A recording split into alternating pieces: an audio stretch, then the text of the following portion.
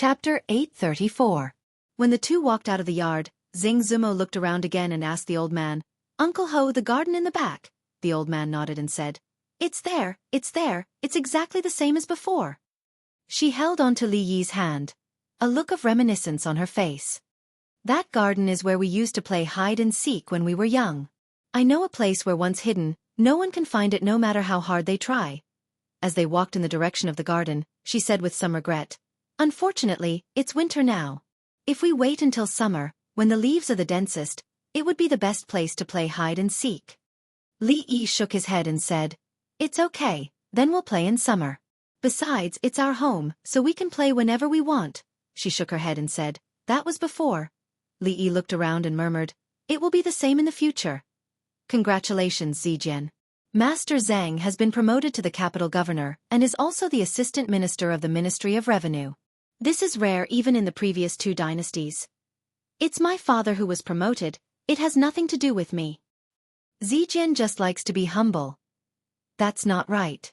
Master Zheng's career is smooth, and the Zheng family's status in the capital will naturally rise. "Zijian, perhaps your matter will also be loosened." In the stone pavilion in the center of the garden, screens were erected on all four sides to block out the cold. A large stove was lit in the center of the stone pavilion, and there was a copper pot on top of the stove. Boiling water bubbled in the pot. Several young people around the stove put meat and vegetables into the pot to cook, chatting as they ate. The screens blocked out the cold outside and wrapped in the heat inside, so there was no cold inside at all.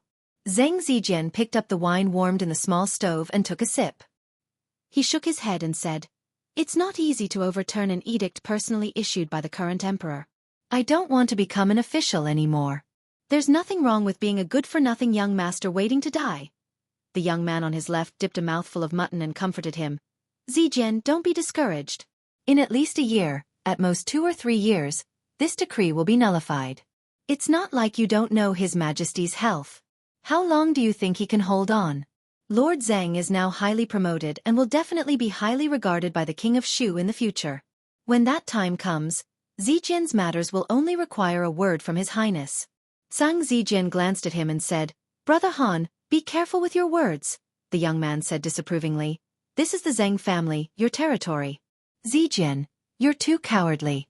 Is there anyone who can hear us?" He shook his head and dipped another mouthful of mutton. Then he smacked his lips and said, "It's said that this thing called hot pot was created by that Li Yi. Tell me, as a county marquis and a minister of Jinzi Guanglu, why does he like these crooked ways instead of doing proper work?" Just as he finished speaking, a corner of the screen was lifted up to reveal a passage.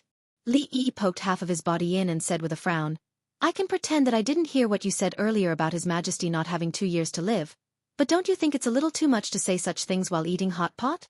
Li Yi looked at Zhang Zijian and asked, "Young Master Zhang, what do you think?" "Pah! Why are you here?" The wine pot in Zhang Zijian's hand fell to the ground and his expression changed drastically.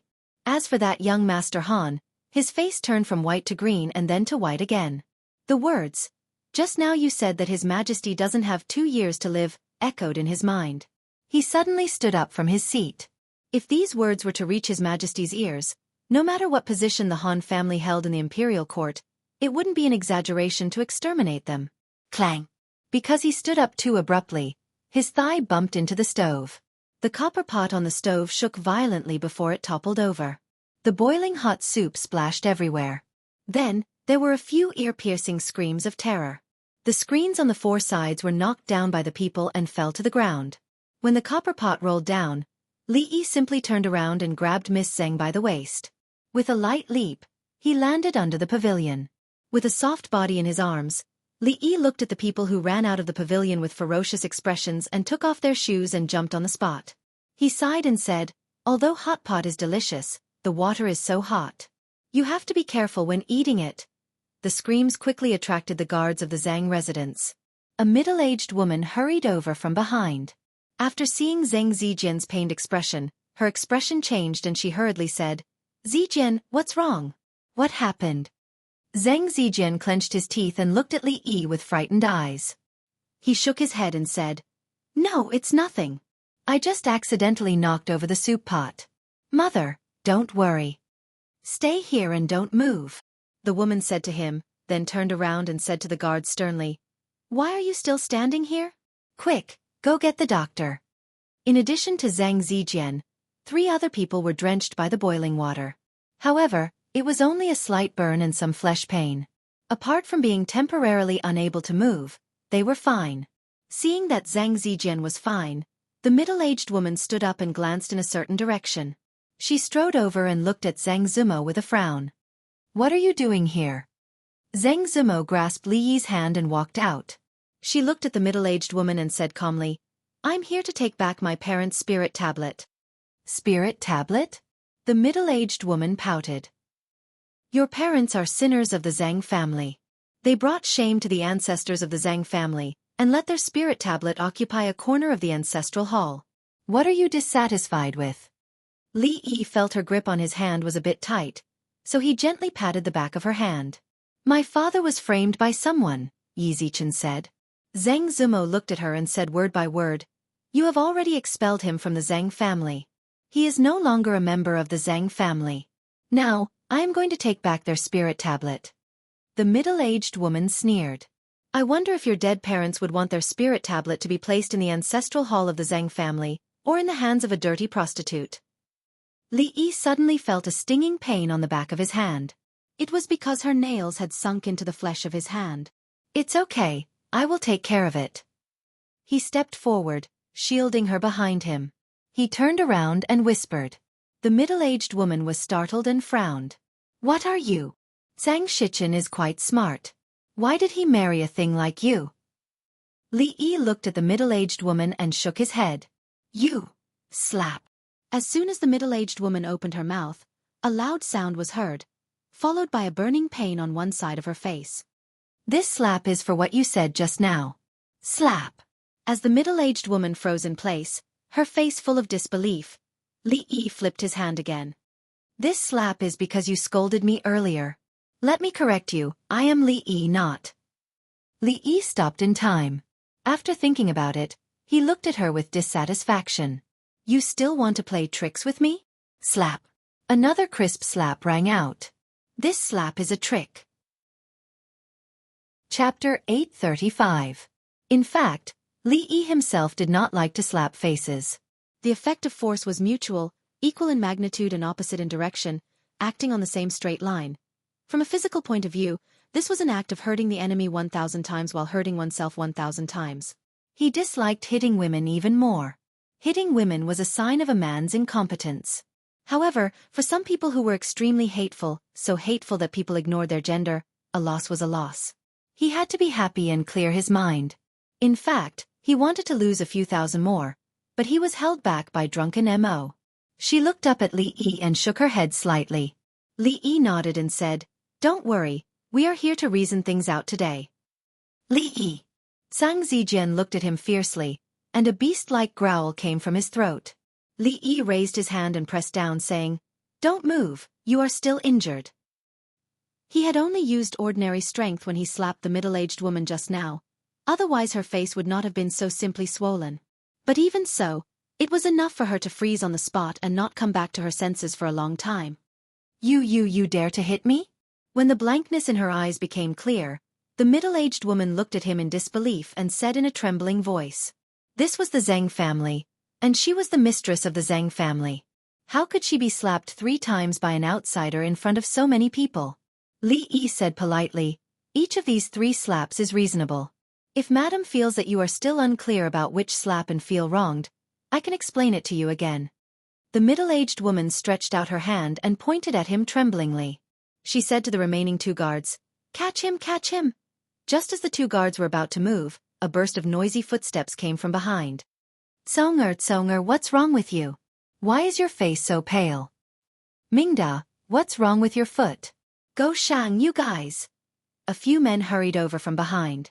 When they saw the young men wailing in pain or with twisted expressions, their expressions immediately changed and they asked with concern. This was especially so for a middle-aged man with the surname Han. When he saw his son's pale face, trembling body, and the obvious smell of urine coming from his lower body, he could not suppress the anger on his face. He stood up abruptly and said angrily, "Who did this? Who did this?" "Lord Han, You seem to be very free today. Li Yi smiled at the middle-aged man who had lost his composure. His smile was very kind, but in the eyes of Lord Han, it was no less than a demon. For some people in the capital, this was the smile of the devil. A smile from a demon could destroy a family if it was light, and exterminate an entire clan if it was heavy. Lord Li. Lord Han's legs turned to jelly, and he sat back down.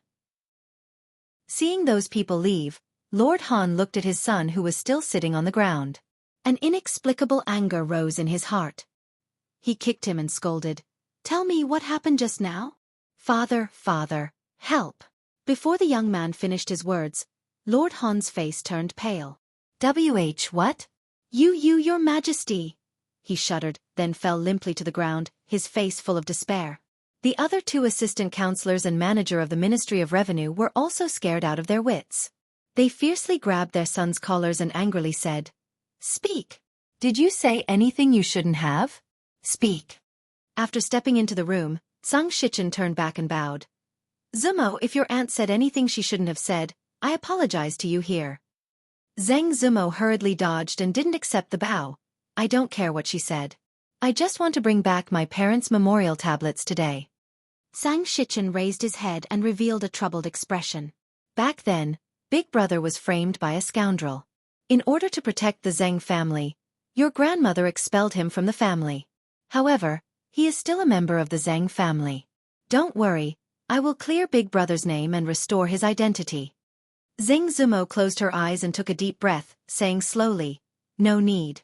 13 years ago, they were no longer members of the Zheng family. 13 years later, they still aren't. I will worship their memorial tablets well and won't take up space in the Zheng family's ancestral shrine. Zumo. Li Yi shook his head and interrupted him. He looked at him and said slowly, "Lord Zheng, we didn't come here today to listen to you." Zhang Shichen looked at him and said, "Lord Li, this is the Zheng family's business. I hope you won't interfere." "Sorry, I think Lord Zheng is mistaken about one thing." Li Yi held her hand and looked at Zhang Shichen. "This is not the Zheng family's business. It's the Li family's business." Chapter 836. "You, the Li family." Zhang Shichen murmured and looked at the two with a new gaze. You have already." Li Yi met his eyes and nodded. Zhang Shichen was stunned for a long time before nodding. "Okay, that's fine." He looked at Li Yi and said again, "My brother and sister-in-law have passed away. It is the best choice for their spirit tablets to be placed in the ancestral shrine. I, Zhang Shichen, swear to the heavens that I will clear my brother's grievances in my lifetime and let their spirit tablets be placed in front of the Zhang family's ancestral shrine with dignity."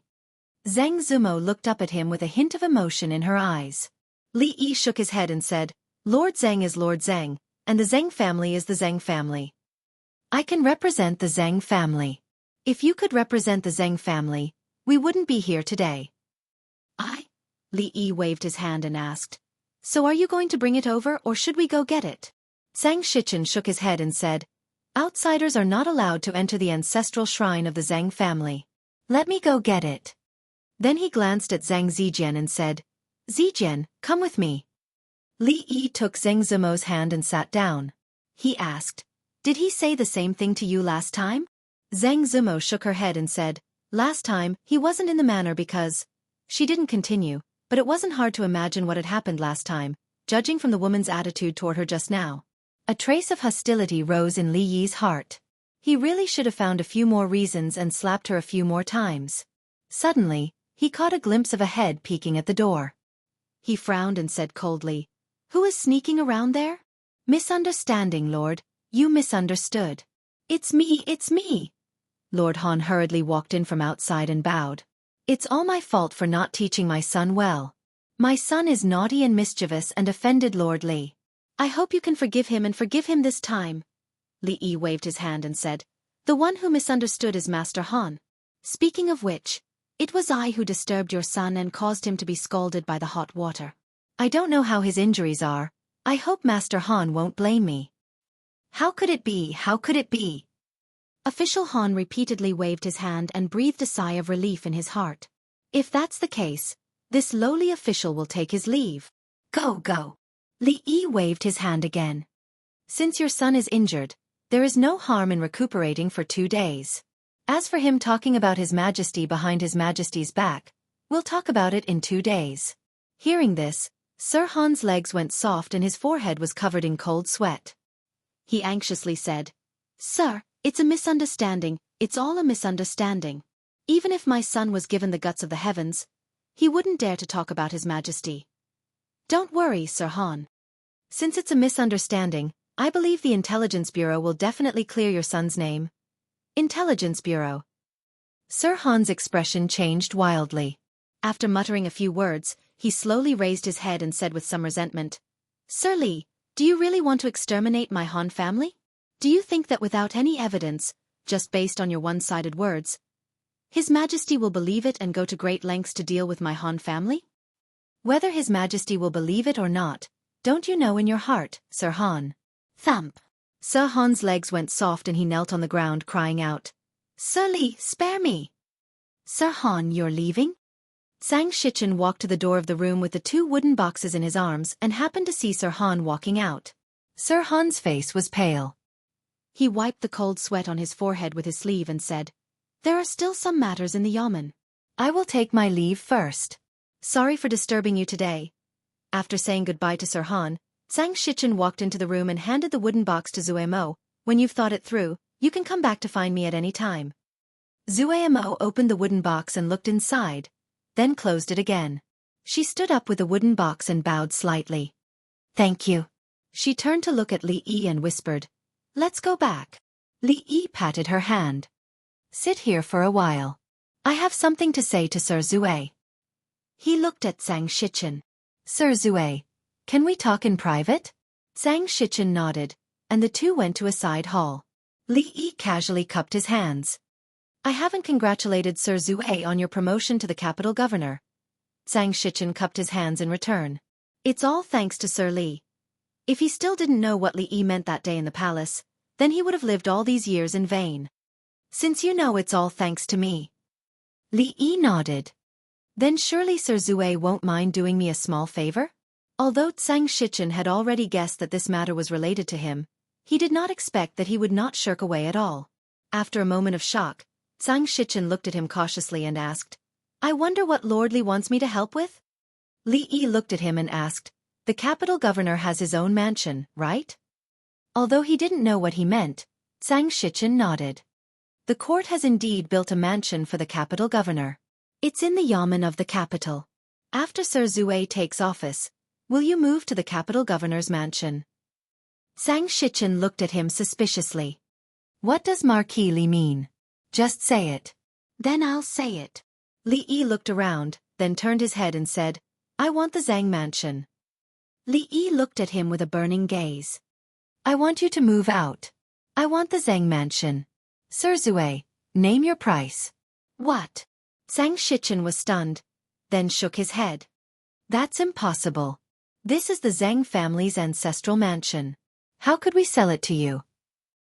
Besides, the capital governor's mansion is only a temporary residence. If there's a change of position, where do you want me to live? Sir Zue can buy another mansion. In any case, the Zhang mansion's location isn't very good. Change the place, change the feng shui, and change the mood. Who knows, maybe your luck will turn around and your career will be smoother." Li Yi looked at him and said, "There are many good places in the capital. Why does Sir Zue need to guard this place?" "No, that's absolutely not possible." Zhang Shichen shook his head and said resolutely, "The ancestral mansion can't be abandoned easily. I spent a lot of effort to regain it. Please forgive me for not being able to help you." Li Yi sighed and said, "Sir Zue, this is the first time I'm asking for your help. I'm powerless in this matter." "Sir Zue, you know me." Li Yi looked at him and said with a smile, "I'm the kind of person who will do anything to achieve my goals." Zhang Shichen looked at him and asked, "Do you want to rob me if I don't agree?" "Sir Zue, don't joke around. Wouldn't that make you a robber?" Li Yi shook his head and said, "I'm a decent person. I won't do that kind of thing. How about I find a new place for you? I guarantee that it's better and safer than this place. Moreover, the Zhang family definitely won't blame you." Zhang Shichen had a bad premonition and asked, "Where?" "The Ministry of Justice's prison." What does Sir Zue think? If Sir Zue thinks the Ministry of Justice's prison isn't good, that's fine. There are also the Supreme Court's prison and the Secret Intelligence Bureau's prison to choose from. However, I don't recommend going to the last one. It's easy to get in there, but difficult to get out. It should be much cheaper to buy this place from the Imperial Court. Zhang Shichen's expression changed. What do you mean? When I was in the garden just now, I accidentally heard your son discussing state affairs with someone. I have to say, Sir Zue's family is quite good. Young Master Zhang is very concerned about the state and the people, as well as His Majesty's health. He's especially worried about who will succeed His Majesty when he passes away in a year or two. That was clearly what that kid from the Han family said. I'm not sure about that. Li Yi shook his head and said, there's a screen outside, so how would I know who said it? But it doesn't matter. When the time comes, we'll find out. The Secret Intelligence Bureau is the best at these things. Zhang Shichen looked at him and asked word by word, what use does the Zhang family mansion have to you? Why are you so insistent? It's useless to me. Li Yi shook his head. But she likes it. Zhang Shichen was stunned when he heard this, and his face quickly showed a look of realization. It's drunk ink. He shook his head and said, forget about the Ministry of Justice's prison. Find a better place. Li Yi shook his head and said, she doesn't know about this. Don't tell her yet, Sir Zue. Zhang Shichen looked at him deeply and said, you have to let the Zhang family have a good new year, right? Of course. Li Yi nodded, thought for a moment, and asked, can we get a 20% discount after the new year? Chapter 837. What did you just say? Zhang Zumo turned around and asked Li Yi curiously when they walked out of the Zhang mansion and strolled back to Willow Lane. Nothing. Li Yi shook his head and said, holding 2 wooden boxes, I asked Master Zhang what kind of dowry he planned to prepare for you. I haven't agreed yet. I don't care. Why are you so shameless? Why don't you like it? I like it. After entering the room and placing her parents' memorial tablets, Li Yi and she burned incense and sat on the bedside. She looked at the lit incense and murmured, at that time, the government said that my father embezzled the grain and sent people to arrest him. The Zhang family, they threw our things out of the house, saying that my father had done such a thing, so he was not a member of the Zhang family and should not be a burden to the Zhang family. She gradually tightened her grip on Li Yi's hand, and her voice became lower and lower. My mother committed suicide, my father was arrested by the government, and I was also taken away by them to the musical house. The musical house. It sounds nice, but no one knows what kind of place it is. Several sisters I met in it died soon after. I remember one time, I only ate a moldy steamed bun for 3 days. At that time I was so afraid that one day I would be like them. It's all in the past, all in the past. Li Yi put his arm around her shoulder and gently stroked her hair, with a trace of tenderness in his eyes. It was no wonder that she was always so secretive about her previous experiences. The things that she had suffered during that period of time, if it was anyone else, they would not be willing to easily mention it. Her eyes were slightly absent-minded and she murmured, later, my mother bought me from the musical house and brought me to the Qing and mansion. At that time, I swore that I would never come back to this place in my life. Li Yi lowered his head and asked softly, then why did you come back? Because Sister Ruoqing is here. She turned her head to look at Li Yi and said, because you are also here. Li Yi pinched her nose and said, so you had been thinking about me since then? Thank you. She leaned comfortably in Li Yi's arms, closed her eyes, and let out a long sigh. Li Yi asked in surprise, what are you thanking me for? Yes, thank you. There's not much sincerity in just saying thank you. Before Li Yi could finish his words, 2 soft lips were imprinted on him. Today's weather was good. Even people's moods couldn't help but become better. They couldn't help but think of some happy things. Walking out of Willow Lane, he saw Fong beside the carriage. Li Yi was surprised and asked, why are you here? When I passed by just now, I saw the carriage and guessed that the son-in-law must be here. Fong straightened up and asked, are we going home now? I'm not going back yet. Li Yi shook his head and said, send someone to the Zhang residence to hand over an invitation and invite Zhang Shichen out. Just now, Zue Mo was also at the Zhang residence, so it wasn't appropriate to ask too much. But since everything had been said today, He naturally couldn't pretend that he didn't know some things. Okay, I'll send someone right away. Feng jumped off the carriage and turned back to say, Son-in-law, let me remind you.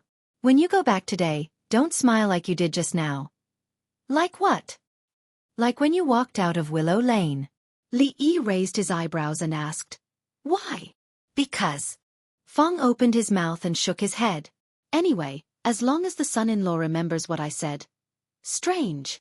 Li Yi glanced at him and said to the sloppy old man, Go to the tea house closest to the Zhang residence.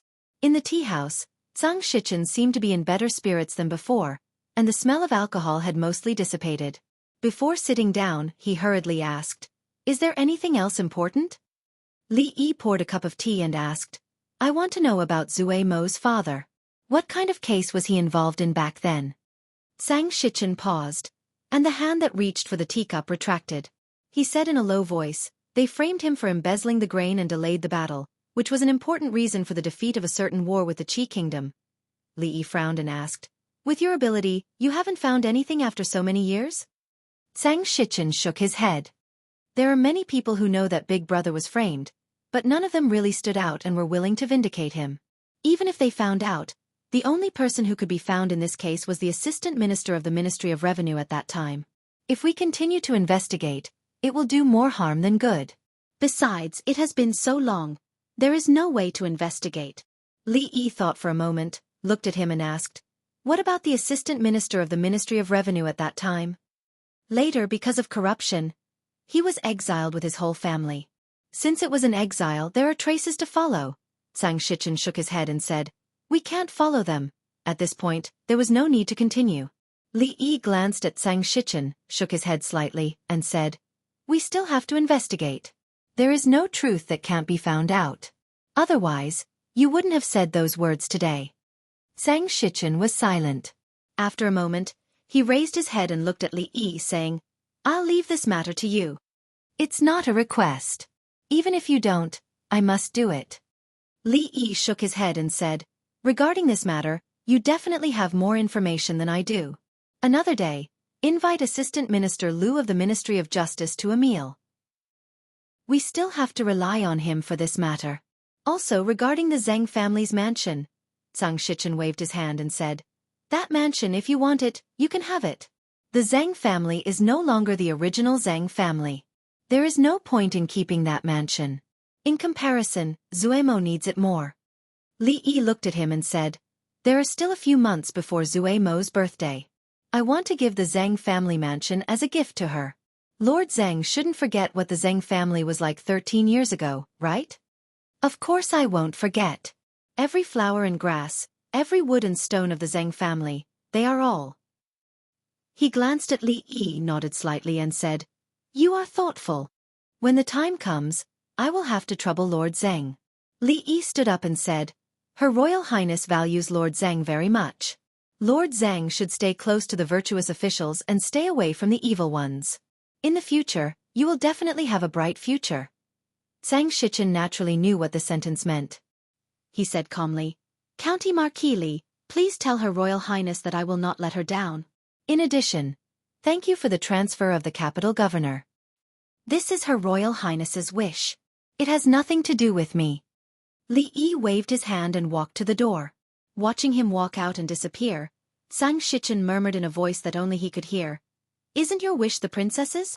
Li Yi's figure appeared at the door again. He glanced at Zhang Shichen and said lightly, Lord Zhang, you will be the capital governor soon. Be careful with your words. There was no need to worry about the Zhang family for the time being. Not to mention others, Zhang Shichen still had some conscience. Although Zuemo didn't show it on the surface, he was her second uncle after all. She still had some hope in her heart. Speaking of which, after returning from the Zhang family, she seemed to be more open. This was a good sign. Thinking of the kiss during the day, Li Yi couldn't help but smile. What are you thinking about? Why are you so happy? Mississippi Lu looked at him and asked with her arms crossed in front of her chest.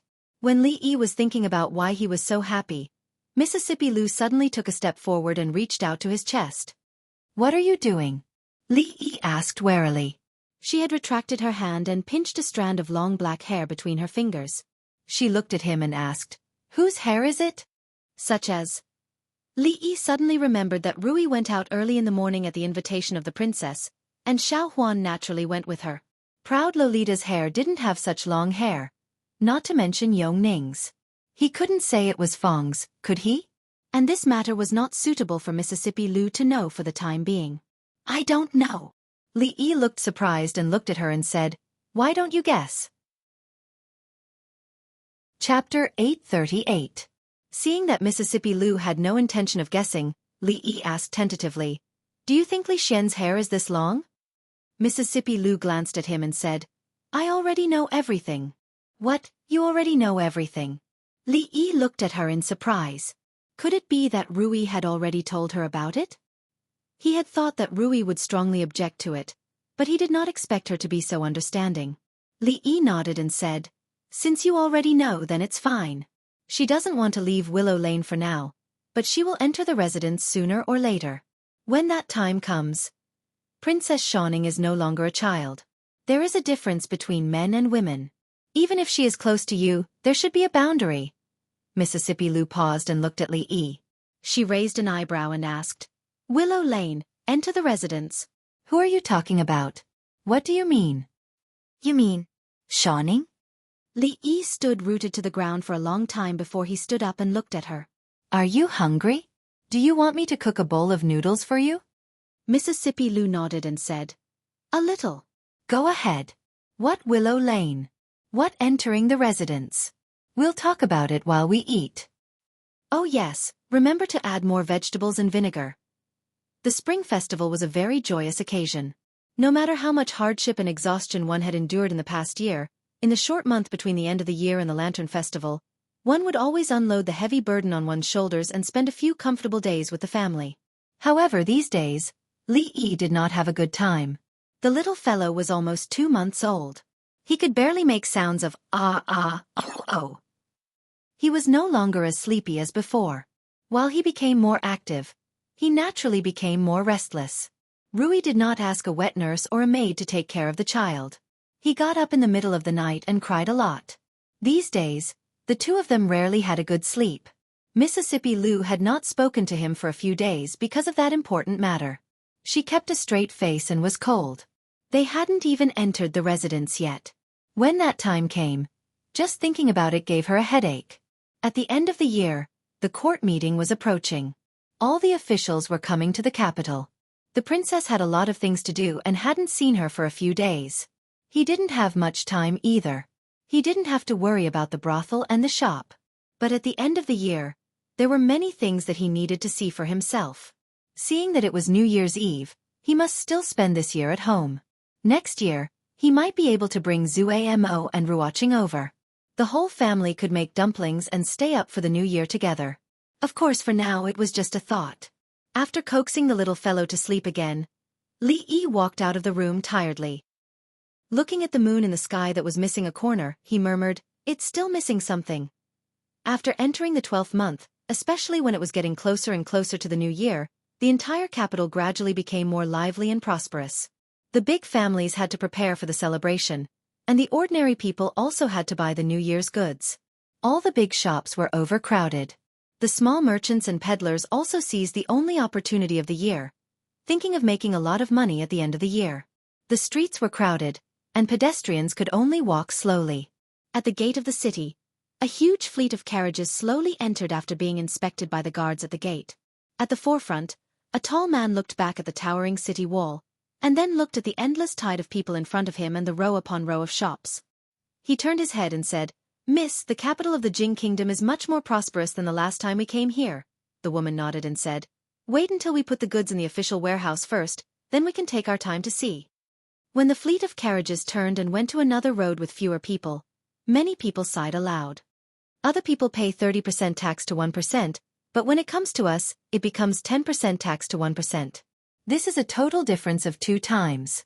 When we go back this time, I'm afraid it will be very good if we can keep our capital. All right, there's nothing to complain about. 30% tax to 1% is for the merchants of the Jing Kingdom. We'd better not think too much. Wasn't it 30% tax to 1% before, but this year? Alas, who asked us to lose the war? After this trip, We'd better stay in the Qi Kingdom obediently. Don't take this risk easily. A low-ranking official led the fleet of carriages to the front of a government office and shouted, "There's work. Come out and receive the goods."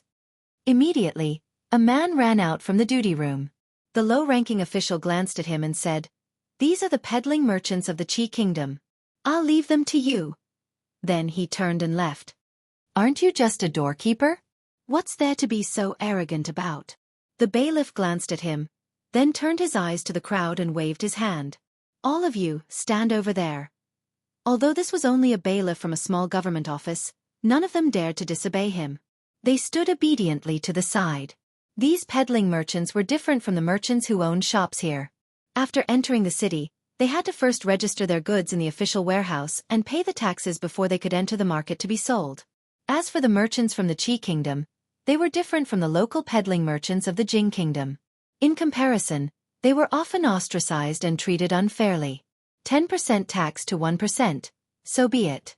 The perfumes and ready-made clothes from the capital city of the Jing Kingdom are very famous. They're very popular even in the Qi Kingdom. If we trade these things back, it'll be profitable. I've heard that the women's personal belongings they sell are also very profitable. The biggest profit should be Lioli. What a pity. What a pity for those damned foreign merchants. Alas, let's not talk about it. The winter weather was still a little cold. The crowd stood outside for about 2 hours before someone came out again. "Thank you, Your Excellency." A man went up to greet the bailiff with a respectful expression. After receiving the tax receipt, he glanced at it and his expression froze in an instant. He raised his head in disbelief and asked, "Your Excellency, is there a mistake in the calculation?" The bailiff waved his hand and said impatiently, "For people like you who seek personal gain, 5% tax to 1% is already too little. Pay the tax quickly and don't leave your things there and take up space." "Your Excellency, this is really too much. You can't. If you think it's too much, then you can take it back." The bailiff glanced at him and said indifferently before turning to leave, "They were just a few merchants from the Qi Kingdom. Didn't they see where they were? Was this a place where they could bargain?" Outside the yamen, the man leaned against the wall and cursed, "These black-hearted dogs, they're clearly trying to bully us. Lower your voice." The woman glanced at him and said, "This is the Jing Kingdom. We live under the eaves. It's better to suffer a little than to lose everything." The man nodded gloomily and asked, "Then miss, what should we do now?" The woman thought for a moment and said, "Let's find a place to settle down first." The man's face revealed an excited expression. He licked his lips and said, "Why don't we go find the Li brothers? Didn't Li brothers say that we should go find him when we come to the capital? I haven't seen him for more than half a year and I really miss him." The woman looked at him and shook her head. "Let's find an inn first.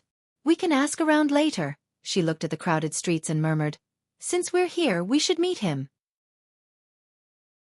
Chapter 839. So this is the home of the Li brothers. How extravagant. Lin Yong couldn't help saying as he stood in front of a mansion and looked up. The woman beside him glanced at him and said, "Don't call him that when you go in. This is not the Qi Kingdom, and he's no longer the accountant of the Lin family. You have to know your place." "Don't worry, Mississippi. I know that." Lin Yong nodded and walked toward the door.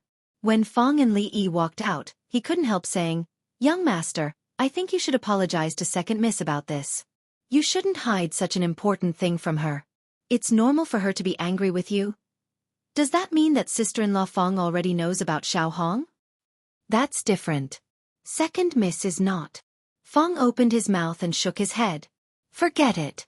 It's the same. But I still think it's your fault." Li Yi nodded. "I know. It's my fault. I'll talk to her." "Li brothers." As soon as he finished speaking, he heard a voice. Generally speaking, people would only address him as young master, Lord Li, County Marquis Li, and those who were more familiar with him, like Li Xian, never addressed him as Li brothers. It had been a long time since he heard them address each other as such. Li Yi raised his head. When he saw the man standing at the door with a surprised face, he was stunned at first, and then his face showed surprise and delight. "Brother Lin, why are you here?" Lin Yong smiled and said, "I came here with Miss to do business, so I came to see you. It's the Spring Festival, But you're still so tired. He generously gave him a bear hug and asked, "Where's Miss Lin?" Lin Yong turned around and pointed to the back. "Over there. I was just about to send someone in to inform her, and you came out." Gazing outside, Li Yi quickly walked over. That woman smiled at him and extended her hand. "Long time no see." "Long time no see." Li Yi smiled and nodded. Then he looked at her outstretched hand and asked, "This is?" Lin Wanru looked at him in surprise and asked, "A handshake? Isn't that the etiquette here?" "Oh, that's right, that's right." Li Yi came to a sudden realization. He reached out his hand and touched her palm gently. He asked tentatively, "You guys didn't greet everyone like this all the way here, right?" Lin Wanru shook her head. "You're the first." That's good, that's good." Li Yi nodded and said, "This, handshake is actually a lost etiquette in my hometown. No one uses it anymore. So if you meet someone in the future, just salute normally." "I got it." Lin Wanru looked at him meaningfully and nodded. Then she looked up at him and asked, "The handshake in your hometown. Do you need to shake for so long?" This depends on how long we've been apart. We haven't seen each other for more than half a year, so we should shake for a longer time." Li Yi naturally let go of her hand and said, "Don't stand outside anymore. Go in quickly." Then he turned around and waved at Fong. "By the way, Fong, go and inform eldest miss that a distinguished guest has arrived." When they walked into the mansion, Li Yi turned his head and asked her, "It's almost the Spring Festival. Why did you come at this time?" "We're doing business. There's no difference whether we celebrate the Spring Festival or not." Lin Wanru smiled and said, "The closer it is to the Spring Festival, the busier I am. In the past, I rarely stayed at home. It's just that I've traveled a little further this year." This was far more than just a little further. If it were a caravan, it would take at least a few months to travel from the Qi Kingdom. This round trip would take at least half a year on the road. Rui came out to welcome them. She first bowed to Lin Wanru, then looked at Li Yi and asked, "Husband, this young lady is?" Li Yi introduced. "This is Lin Wanru, Miss Lin, whom I've often mentioned to you. When Rui and I were in the Qi Kingdom, it was thanks to Miss Lin's care." "So this is Miss Lin." Rui held her hand and said, "When husband and Rui were stranded in the Qi Kingdom, it was thanks to Miss Lin's care. I've always wanted to thank you. This time, I finally have the chance. Come in." A smile appeared on Lin Wanru's face. "Madam Li, you're too polite." Watching them walk in hand, Li Yi looked left and right and asked, "Where's Rui?" During her time in the Qi Kingdom, Mississippi Lu only had Lin Wanru as a friend. He believed that Mississippi Lu would be very happy to see her again. A servant girl said, "Second miss should be in her room. Go and call her." Li Yi said, then waved his hand and said, "Forget it, I'll go there myself."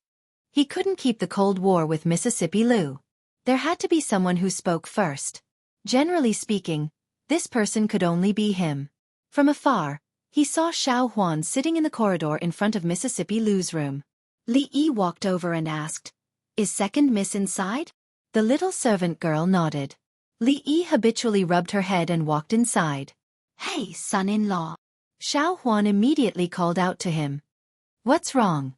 Li Yi turned around and asked in confusion, "Is there anything else?" The little servant girl rolled her eyes and bit her lips. Then she said with a smile, "Nothing, son-in-law, please go in." With the lesson from last time, Li Yi first knocked on the door. When he heard the voice come in, he pushed the door open and walked in. After closing the door and turning around, he was immediately stunned. This time, it wasn't because he saw something he shouldn't have seen. To be exact, he didn't see anything this time. The room was filled with water vapor, blocking his vision. In addition, there was a faint fragrance. A surprised expression appeared on Li Yi's face. This cloud of mist. Could it be that she was secretly cultivating in the room? "Xiaohuan, help me add some more hot water." When Mississippi Lu's voice came out of the mist, Li Yi finally realized what had happened. He cleared his throat and asked, "There's an important guest at home. Do you want to go out and meet him?" The voice in the mist paused for a moment before it came again. "Go out." Li Yi decisively turned around without any hesitation. When he closed the door, he carefully asked, Do you still want more hot water? When he walked into the courtyard, he saw the little servant girl still standing there. Before he could speak, Xiaofan held her stomach and said with a bitter face, "Son-in-law, my stomach hurts. I'll go back to my room first." Seeing her quickly slip away, Li Yi said in surprise, "Stomach hurts? It shouldn't be these few days." He looked back at the door of Mississippi Lu's room and decided to stand there and wait for her. Not long after, Mississippi Lu, who had changed into a new set of clothes, walked out from inside. She didn't mention what had happened just now. Instead, she looked at Li Yi and said calmly, "She's here." Li Yi was stunned when he heard this. No way, she could even guess this? Seeing Li Yi's expression, her eyes flickered and she asked again, "The painting hidden in your study is her, right? Have you known each other for a long time?" "Ah. When I kidnapped you up the mountain, I was the one who separated you. If it wasn't for me, you and she would have. Sister doesn't care, so I have no reason to object." Mississippi Lu looked at him and said, "But you shouldn't hide this from me. Next time, if you hide it from me like this, I'll ignore you forever." What? She took a deep breath and said, "Let's go and meet the second wife of the Li residence." "What second wife?" Li Yi looked at her in surprise and said, "Miss Lin has come to the capital. I came to call you and bring you to see her." "What are you talking about?" What? What did you mean by what you said just now?" Mississippi Lu was stunned on the spot. After a moment she waved her hand and said lightly, "Nothing, let's go." When walking with her, Li Yi seemed to understand something. He suddenly stopped and looked at her. He promised, "Don't worry, next time. I won't hide it from you, I swear." Chapter 840. Mississippi Lu turned to look at him. "How many more times do you want to do it?" "Only a few times." Li Yi secretly counted his fingers and then urged, "Let's go quickly. Don't let Miss Lin and the others wait too long." The friendship between women always came very quickly. By the time he and Mississippi Lu walked over, Lin Wanru and Rui were already calling each other Sister Lu and Sister Lin. After Mississippi Lu went over, there was even less for him to do. He walked over and asked Lin Yong, "When did you arrive in the capital? Where are you staying now?" Lin Yong replied, "We just arrived yesterday and found a random inn to stay in." Li Yi shook his head and said, "Since you're already in the capital, it's not appropriate to stay in an inn." "Which inn are you staying in?" "I'll ask someone to help you pack your things and move in today." Lin Yong rubbed his hands. "That's so embarrassing." Rui and Lin Wanru walked out of the room and said, "Husband, there are many empty guest rooms at home. During this time, let Sister Lin move in so that she can take care of you." "That's what I mean too." Li Yi nodded and walked over. He looked at Lin Wanru and said, "Miss Lin, which inn are you staying in?" "I'll ask someone to help you pack your things." "There's no need to go through so much trouble." "It's no trouble at all." "Didn't we trouble you a lot back then?" Okay then." Lin Wanru said a few words and finally nodded in agreement. It would take some time to pack, so they didn't stay at home for long. They asked Fong to call 2 guards from the mansion to help. Li Yi originally planned to go out, so he naturally needed to accompany them when he met them. At the entrance of an inn in the capital, several figures were anxiously pacing. "Tell me, where did Miss Lin go at such an important time? The goods are still being held by them. If anything happens to the goods, our trip will be in vain." What should we do now? The officials of the Jing Kingdom are really going too far in their bullying." The few merchants of the Qi Kingdom were anxious. In the past, the Qi Kingdom and the Jing Kingdom were enemies as well. However, the Qi Kingdom was very powerful. When they were doing business in the Jing Kingdom, they would not encounter too many obstacles. On the contrary, the Jing Kingdom would deliberately make things convenient for them. However, it was different now. The situation in the Jing Kingdom had reversed in the past 2 years. Their situation had suddenly become very difficult. "Hey, Miss Lin is back!" someone shouted. The crowd crowded around her and asked anxiously, "Miss Lin, what should we do about this matter? Please give us a definite answer." Although Miss Lin was young, her family's business was very big. Her background was also very strong. She was the leader of the caravan on this trip. Li Yi asked in surprise, "What happened?" Lin Yong said gloomily. It's all because of those black-hearted people in the treasury. The taxes are 5% and 1%. If we pay the money, our trip will be in vain. The treasury? After listening to Lin Yong's description of the matter, Li Yi waved his hand and said, the imperial court would not normally impose such a heavy tax. It must be the people at the bottom who are deliberately making things difficult for you. After all, you are from the Qi kingdom. Even if they really make things difficult for you, you have no way to reason with them. The merchants from the Qi kingdom were speechless. Thinking back to 2 years ago, they had been so proud to be citizens of Qi. Less than 2 years later, they had been reduced to being bullied by a petty official. But this 1% tax is indeed a bit too much. Li Yi knew what was going on. He waved his hand and said, let's go. Let's settle this matter first. Lin Wanru grabbed his sleeve and asked, will it cause you trouble? What's the trouble? Li Yi smiled and said, anyway, there's nothing urgent.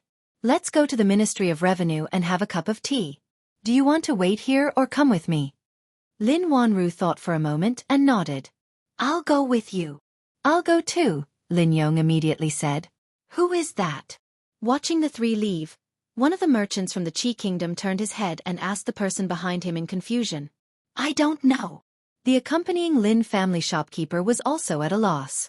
He had never heard that Miss knew any important people in the Jing kingdom.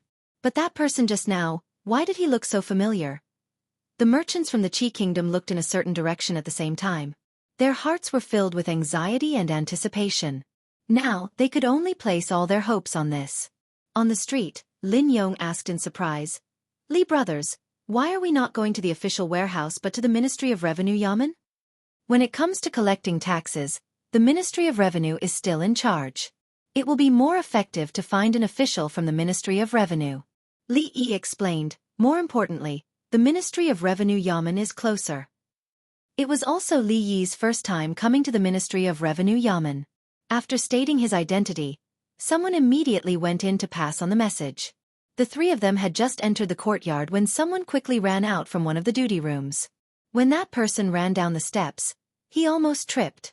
Without even straightening his official robes, he said in a panic, Lord Li. Li Yi patted him on the shoulder and asked, Dr. Han, don't panic. Are Minister Qin and Assistant Minister Zhang here? Dr. Han said in fear and trepidation, the two lords are not in the Yamen at the moment. May I ask what Lord Li needs? Can this lowly official be of service? This was a small matter and Li Yi thought that this Minister of Revenue would be able to handle it as well. Thus, Li Yi briefly explained the matter to him. Don't worry, my lord. This lowly official will immediately send someone. No, this lowly official will personally ask. Seeing that Lord Li was not here to cause trouble, Minister Han immediately relaxed and respectfully spoke. He immediately waved his hand at a lowly official. What are you standing there for? Hurry up and serve Lord Li some tea. There's no need.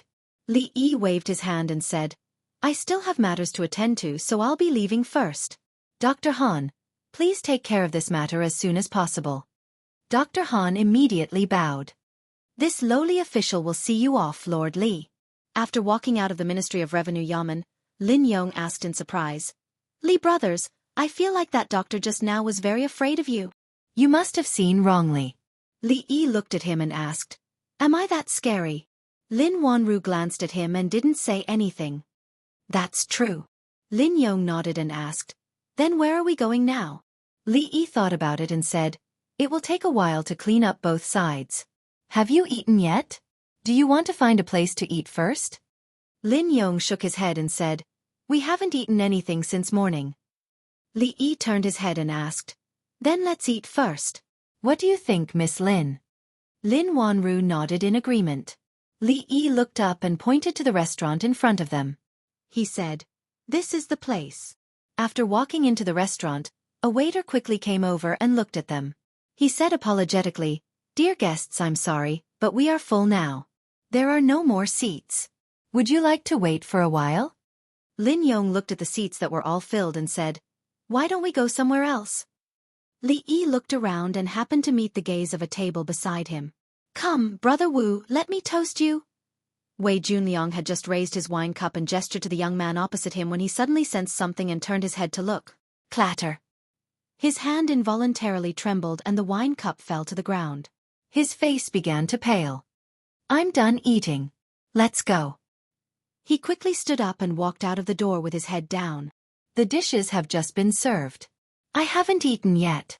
Several young people showed surprise on their faces. When they looked over, they all stood up and left with Wei Junliang.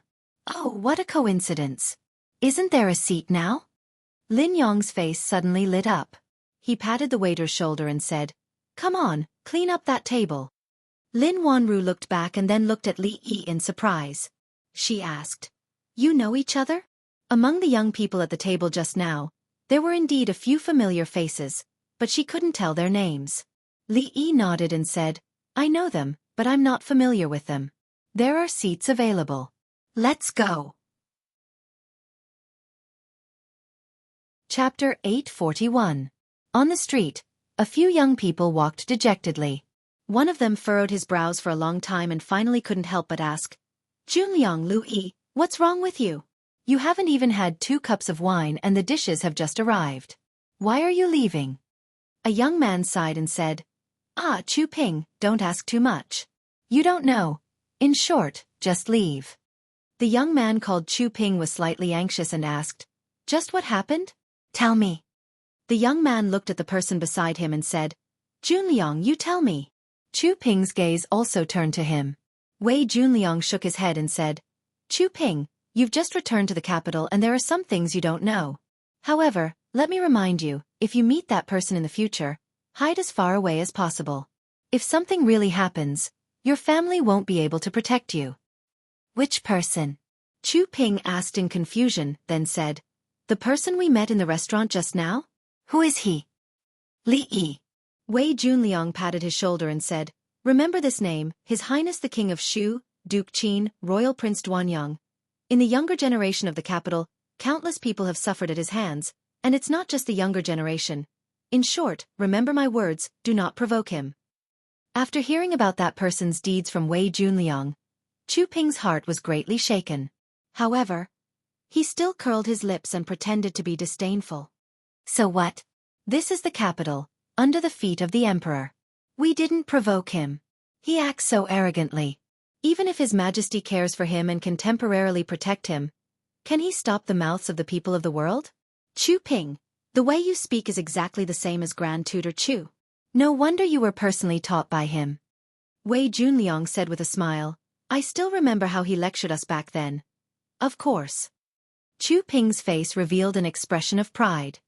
"I, Chu Ping, am filled with righteousness. I am worthy of neither the heavens nor the earth. Why would I fear a sycophant? Chu Ping, I know you have awe-inspiring righteousness." Wei Junliang laughed out loud and said, "No matter what, I finally had the chance to have a meal with you today, but I ruined my mood. How about this? I will set up a new banquet at the wonderful Sound Pavilion tonight. You must give me face." Immediately, someone laughed and said, "You chose the wonderful Sound Pavilion. I'm afraid it's not as simple as just eating, right?" Chu Ping said in surprise, "Wonderful Sound Pavilion. This place sounds like a music hall. Could it be that there are some mysteries here?" That person walked to his side and whispered a few words. Chu Ping's expression immediately changed, and he hurriedly said, No, if Grandpa finds out that I went to that kind of place, he'll beat me to death." Alas, this wonderful Sound Pavilion is a place of entertainment.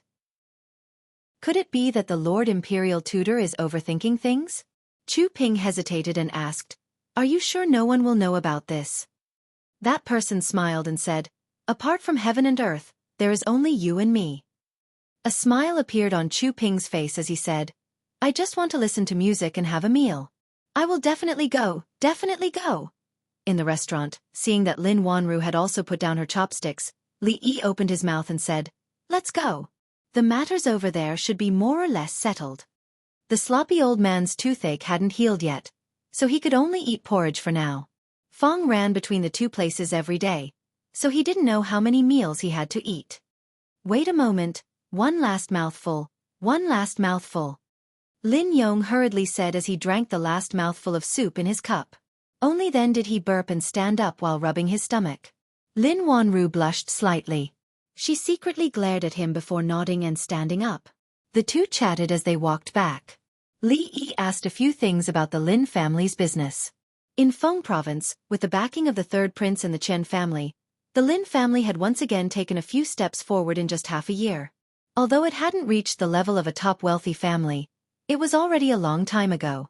For example, the Bai family and the Ma family, which used to be on the same level as the Lin family, could now only become the vassals of the Lin family. Since the price of colored glass had plummeted, they could only rely on the Lin family to barely survive. Lin Wanru looked at the row upon row of streets on both sides of the street, thought for a moment, and said, "If it's just jewelry, it may be the end soon. This time, the main reason I came here is actually to visit the capital of the Jing Kingdom. The ready-made clothes, perfume, liquor, are all very popular in the Qi Kingdom. Unfortunately, I can only bring them in this way, and the price is very high. If I can directly reach an agreement with them and build the workshop in the Qi Kingdom, I can reduce more than 70% of the cost." She paused and said, "However, I heard that these shops all have the shadow of the royal family behind them. I'm afraid it's unlikely." "That's not necessarily true." Li Yi shook his head and said, "Everything is possible." Lin Yong interrupted, "It's not easy to make perfume and liquor, but what's there to cooperate with about clothes? Just make it according to the original." Li Yi glanced at him. If he were to do business in the future for another 1,000 years, he would definitely lose so much that even his underwear would not be left. However, for now what he said was not wrong at all. Regardless of whether it was underwear or ready-made clothes, he wanted to first build up his reputation and reputation.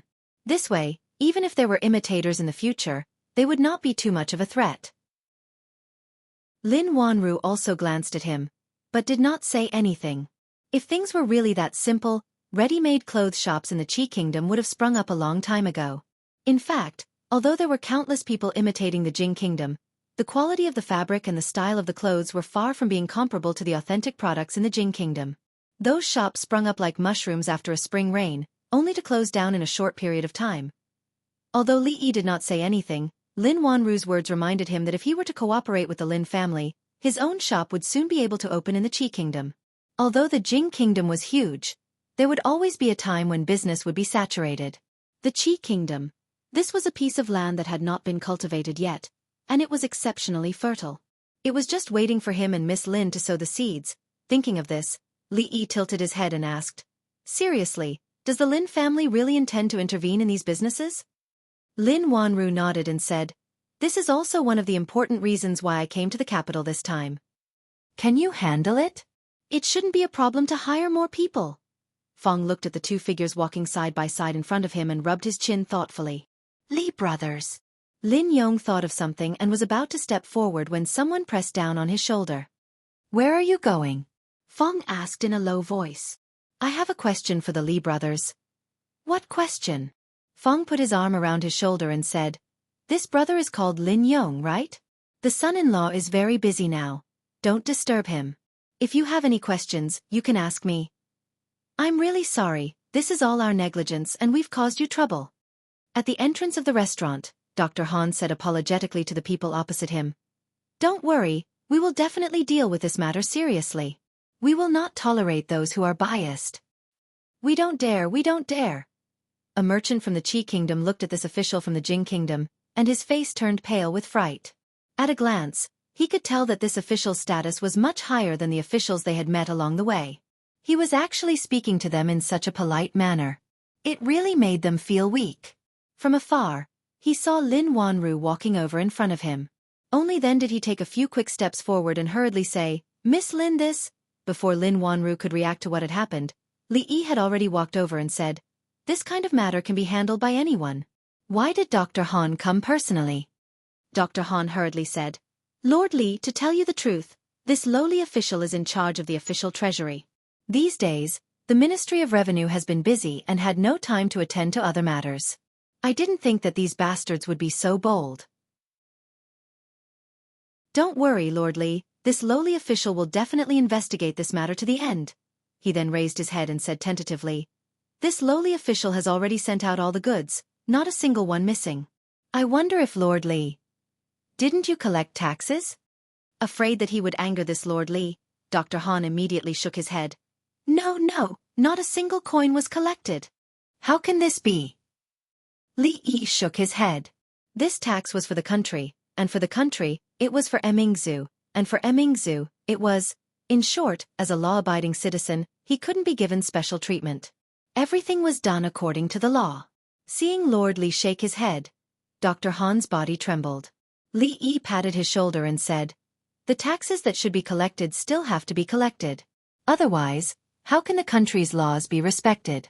Dr. Han, you must be fair, you can't be biased." Hearing this, Dr. Han's face turned bitter, and his voice sounded like he was about to cry. He nodded repeatedly. "Lord Li is right. This lowly official will collect them immediately. Immediately."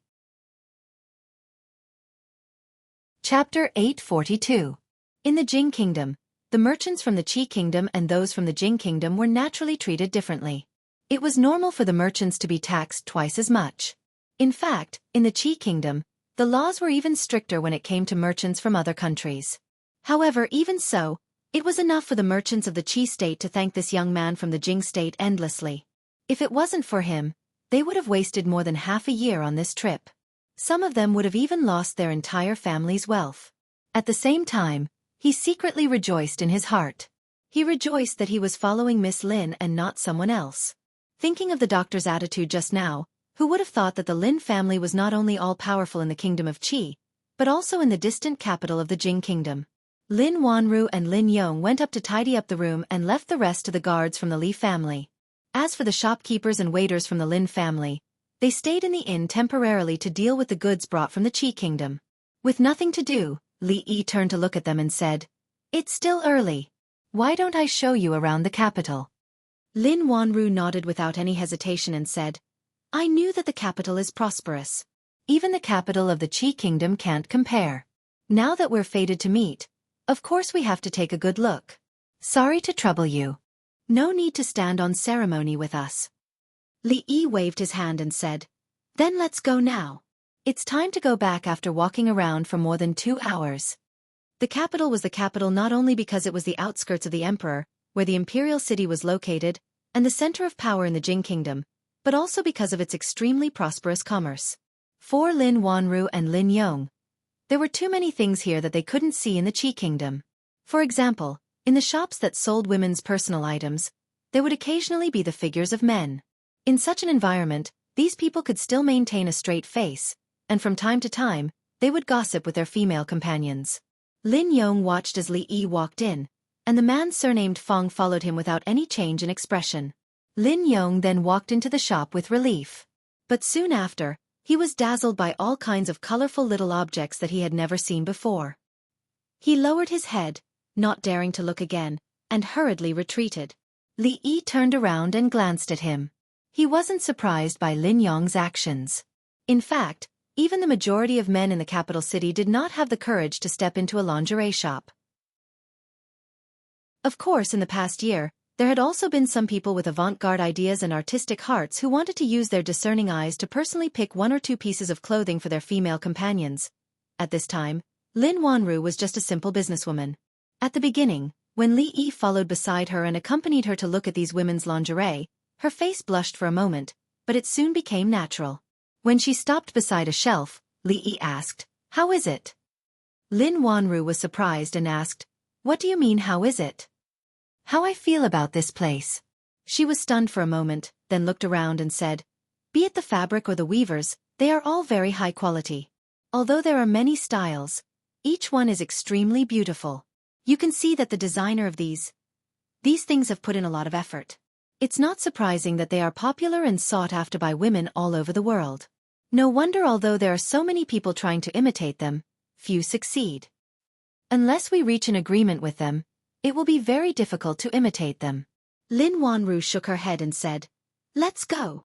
Li Yi nodded and then turned to look at a young girl behind them. He pointed to a few pieces of clothing that Lin Wanru's gaze had lingered on for a long time and ordered, "Wrap these up for this girl." Lin Wanru was stunned for a moment, then shook her head and said, "No need, I'll just look." Li Yi waved his hand and said, "You're welcome.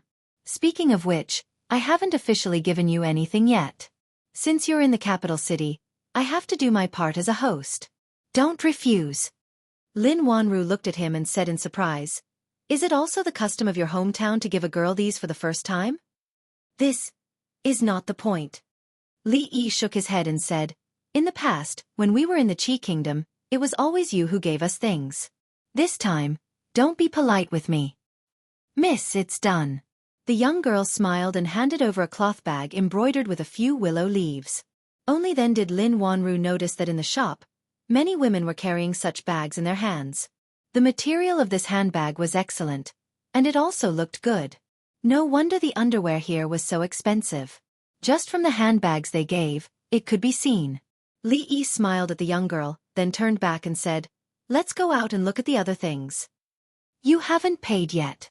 Although Li Yi had said that this was a gift for her, Lin Wanru still took out her purse and was about to ask the young girl for the price.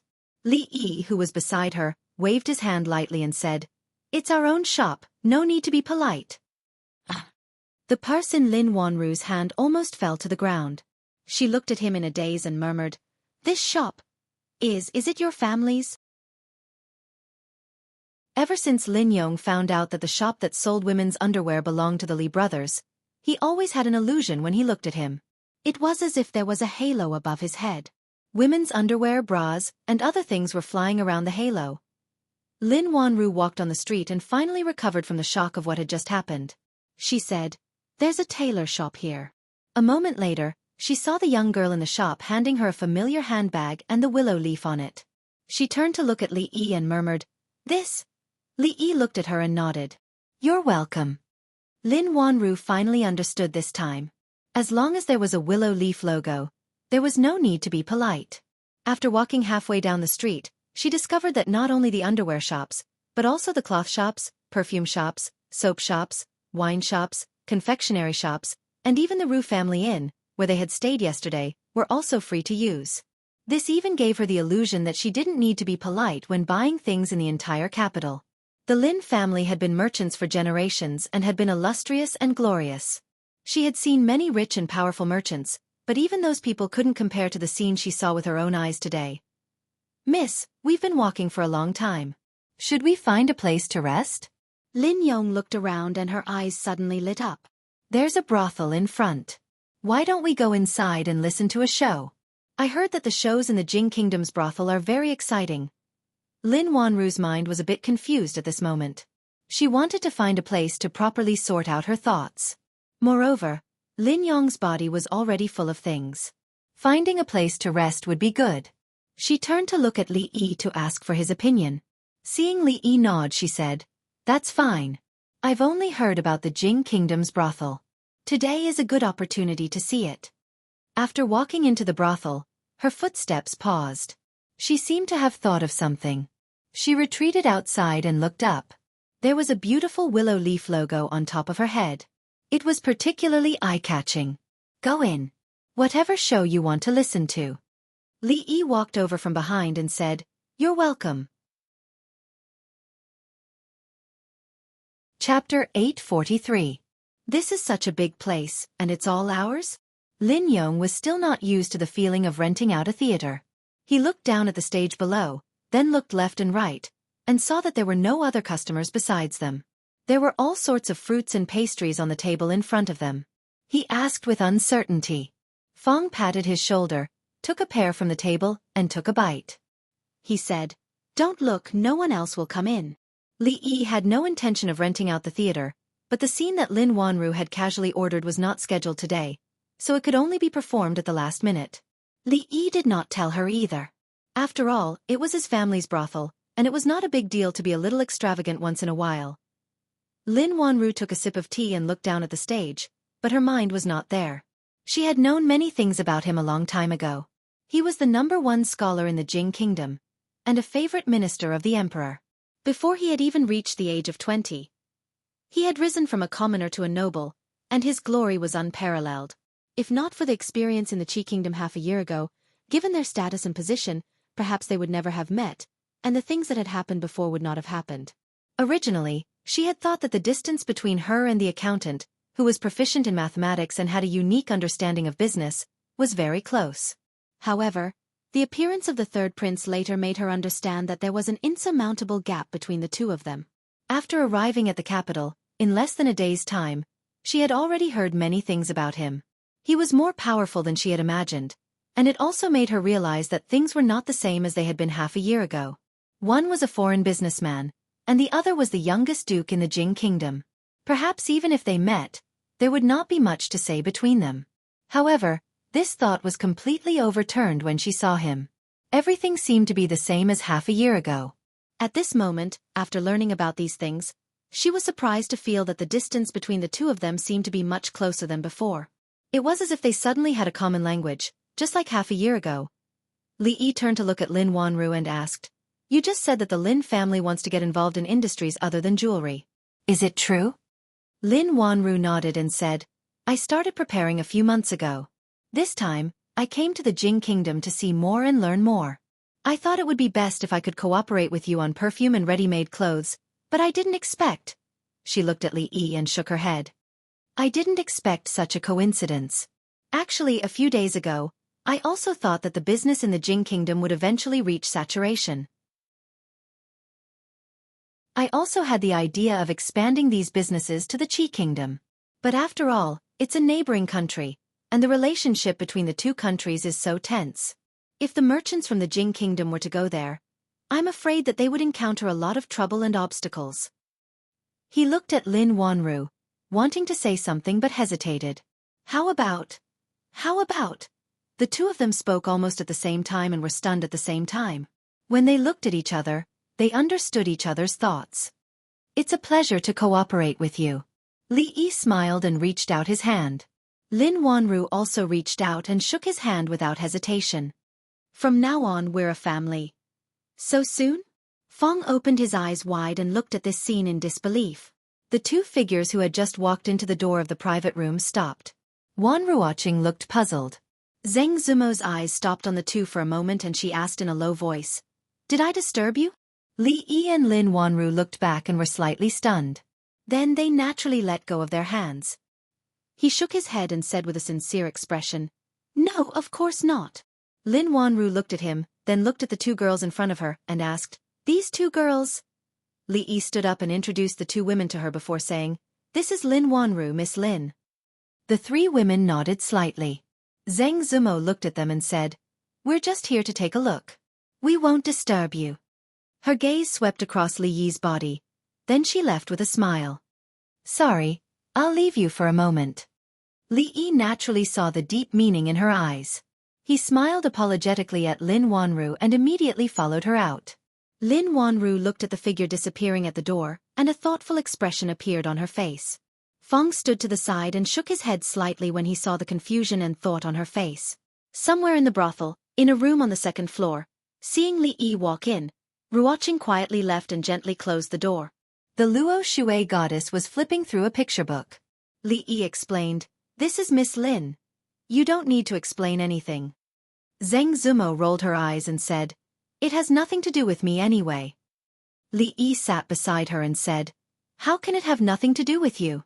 If it weren't for Miss Lin, you wouldn't have seen me a long time ago." Ha! Confusion and worry immediately appeared on her face. "Why? What happened?"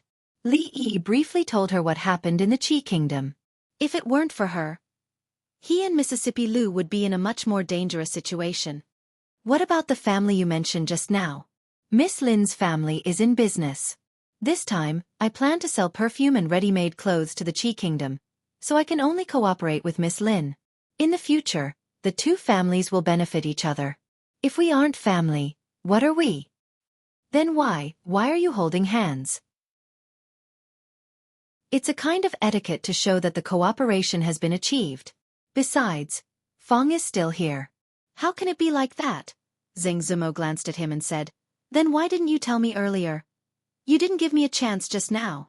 Li Yi looked at her and asked with a smile, "What's wrong? Jealous?" She rolled her eyes again. "Who's jealous?" "Don't worry.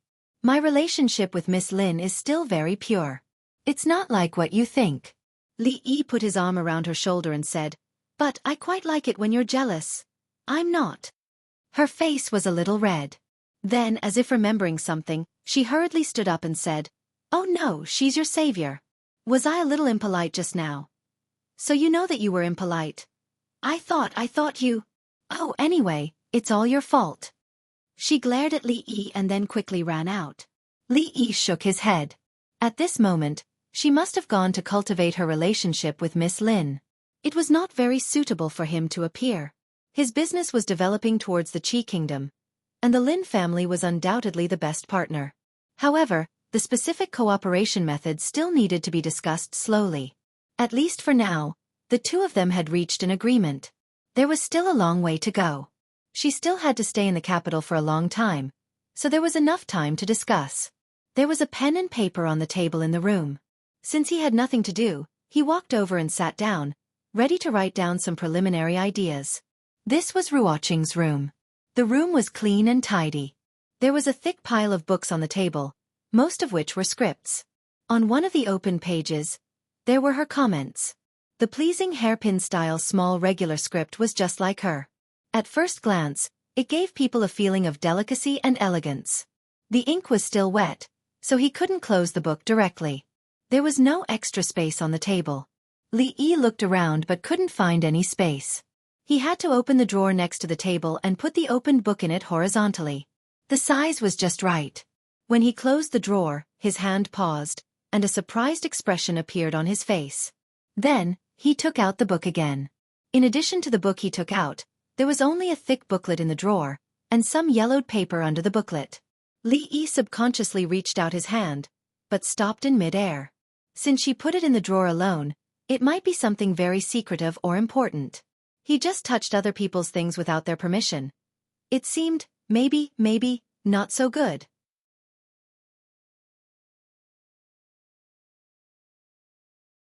Chapter 844. Li Yi thought about it and decided to close the drawer. If this was Zue Mo's, with their current relationship, he might really open it secretly to see if she had scolded him in the diary or if she had any little secrets. But Ruoqing was different. She was so beautiful that he couldn't bear to do anything sinful. The moment he closed the drawer, his eyes inadvertently swept over the yellowed paper at the bottom, and his hands paused again. The paper was a little old and wrinkled, and he could vaguely see some lines and handwriting on it. It was very familiar. Li Yi hesitated for a moment, took out the thick book with a blank cover, put it on the table, and carefully took out the paper below. The doubt on his face deepened, because the familiar feeling also deepened. The paper was very old.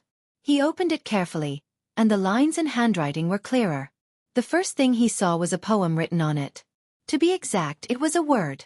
Delicate clouds play tricks, flying stars spread hatred, the silver river crosses in the dark. It was Immortal Magpie Bridge. When he completely unfolded the paper, the lines gradually took shape. It was a woman in a palace dress, with colorful ribbons flying behind her. Opposite the woman was a man in coarse clothes. In the middle was the Milky Way outlined by a few strokes, and under the feet of the two were countless birds drawn by 2 strokes. It was a meeting on the Magpie Bridge drawn by simple strokes.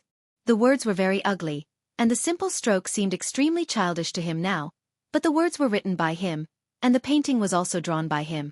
This was the sky lamp that he and his little maid had personally released on the 7th day of the first year of Jinghe. Later, the sky lamp was picked up by Wan Ruoqing, and this Immortal Magpie Bridge also spread out. The interaction between him and Wan Ruoqing probably began from this sky lamp. It was just that he didn't expect that this thing, which Li Yi himself had long forgotten, would be brought to the capital city by her and kept until now. Li Yi stared at the lines on the paper in a daze for a long time before he folded it again and put it back in its original state. He picked up the book again. When he was about to put it back, he opened it and took a look. It was the first day of the 7th month in the first year of Jinghe. After flipping another page, it was already the 7th of July, and then the 13th of July. This was obviously a diary, and it was not the kind that was recorded every day. As for why it started in July, it might be because she had just finished her previous diary, or maybe she had just developed the habit of writing a diary at that time. This was not important. What was important was that this was her diary.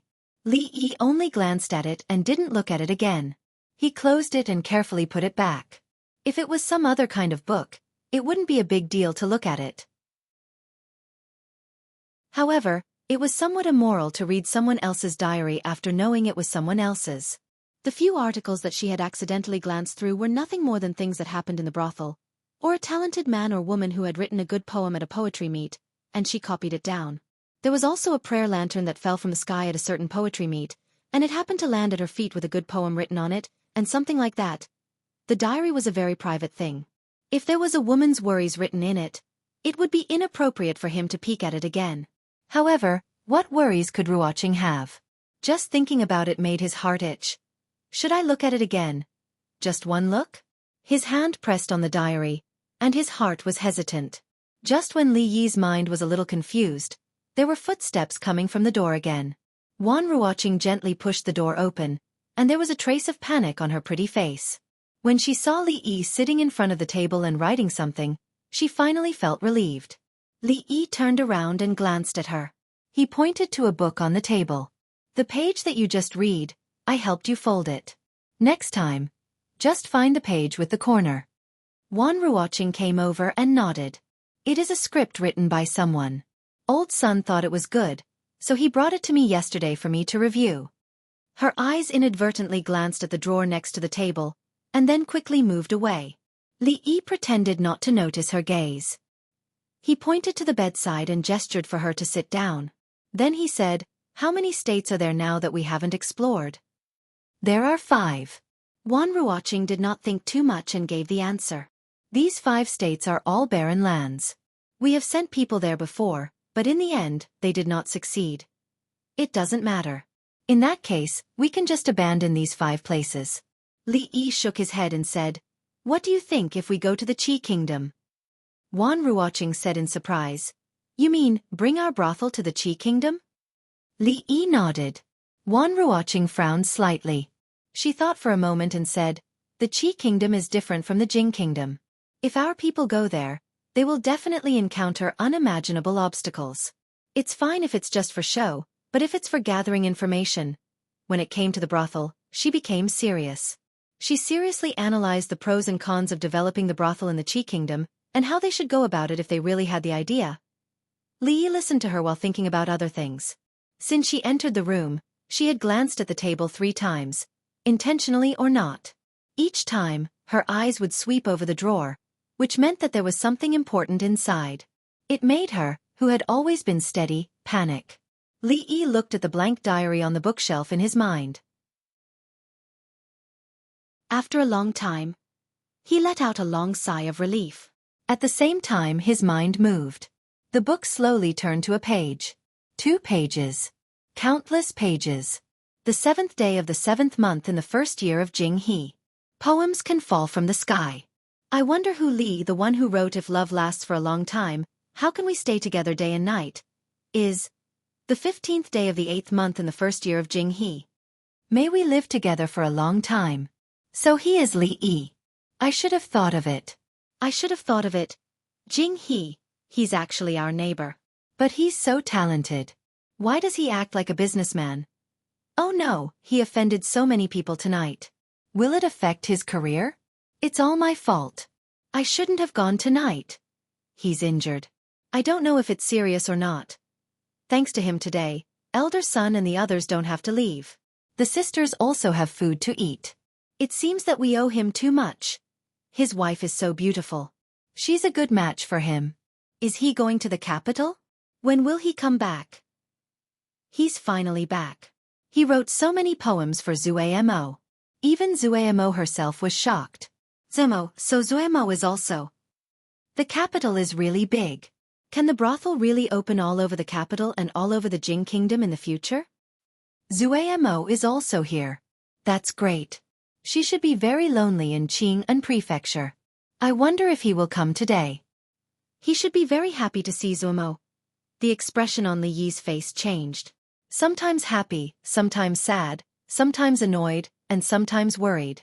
The reason why he didn't like to put the handwritten books into his mind was that when he received the information, he could clearly feel the emotions of the writer at that time.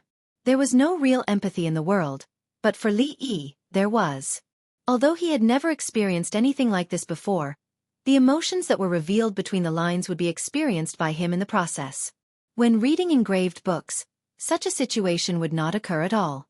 Therefore, he almost completely experienced the emotional journey of Wan Ruoqing in the past 2 years. Of course, he also experienced the emotions hidden between the lines. What's wrong with you? Wan Ruoqing looked at him in a daze. Seeing the change of expression on his face, she asked nervously, "Did I say something wrong?" "No, no." Li Yi closed his eyes. After opening them again, he shook his head and said, "I thought of something myself." The feelings of a young girl were always poems, but the process of writing poems was very difficult to bear. The feeling of having two kinds of emotions mixed together was not a good feeling. If he were to read page by page and experience all these emotions again, it would be as if he had experienced a new life. He might even have a split personality. With another thought, the book in his mind turned into spots of light and completely dissipated.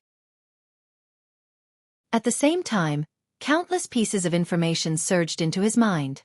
He looked at Wan Ruoqing. Just as he was about to speak, his body suddenly shook. His heart seemed to be clenched tightly with a fist and filled with some kind of emotion. He clutched his chest and gasped for breath.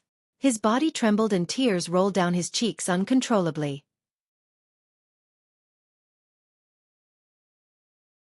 Chapter 845. He came again today. There was no more osmanthus cake. He seemed to be a little disappointed. This autumn he should dry more. Drunken Mo, this silly girl, can't hide anything in her heart. She obviously likes him. He should have seen it, right? He was taken away. What should I do? What should I do? There's finally news from the brothel. It's good that he's fine. It's been a month. I wonder how he's doing outside.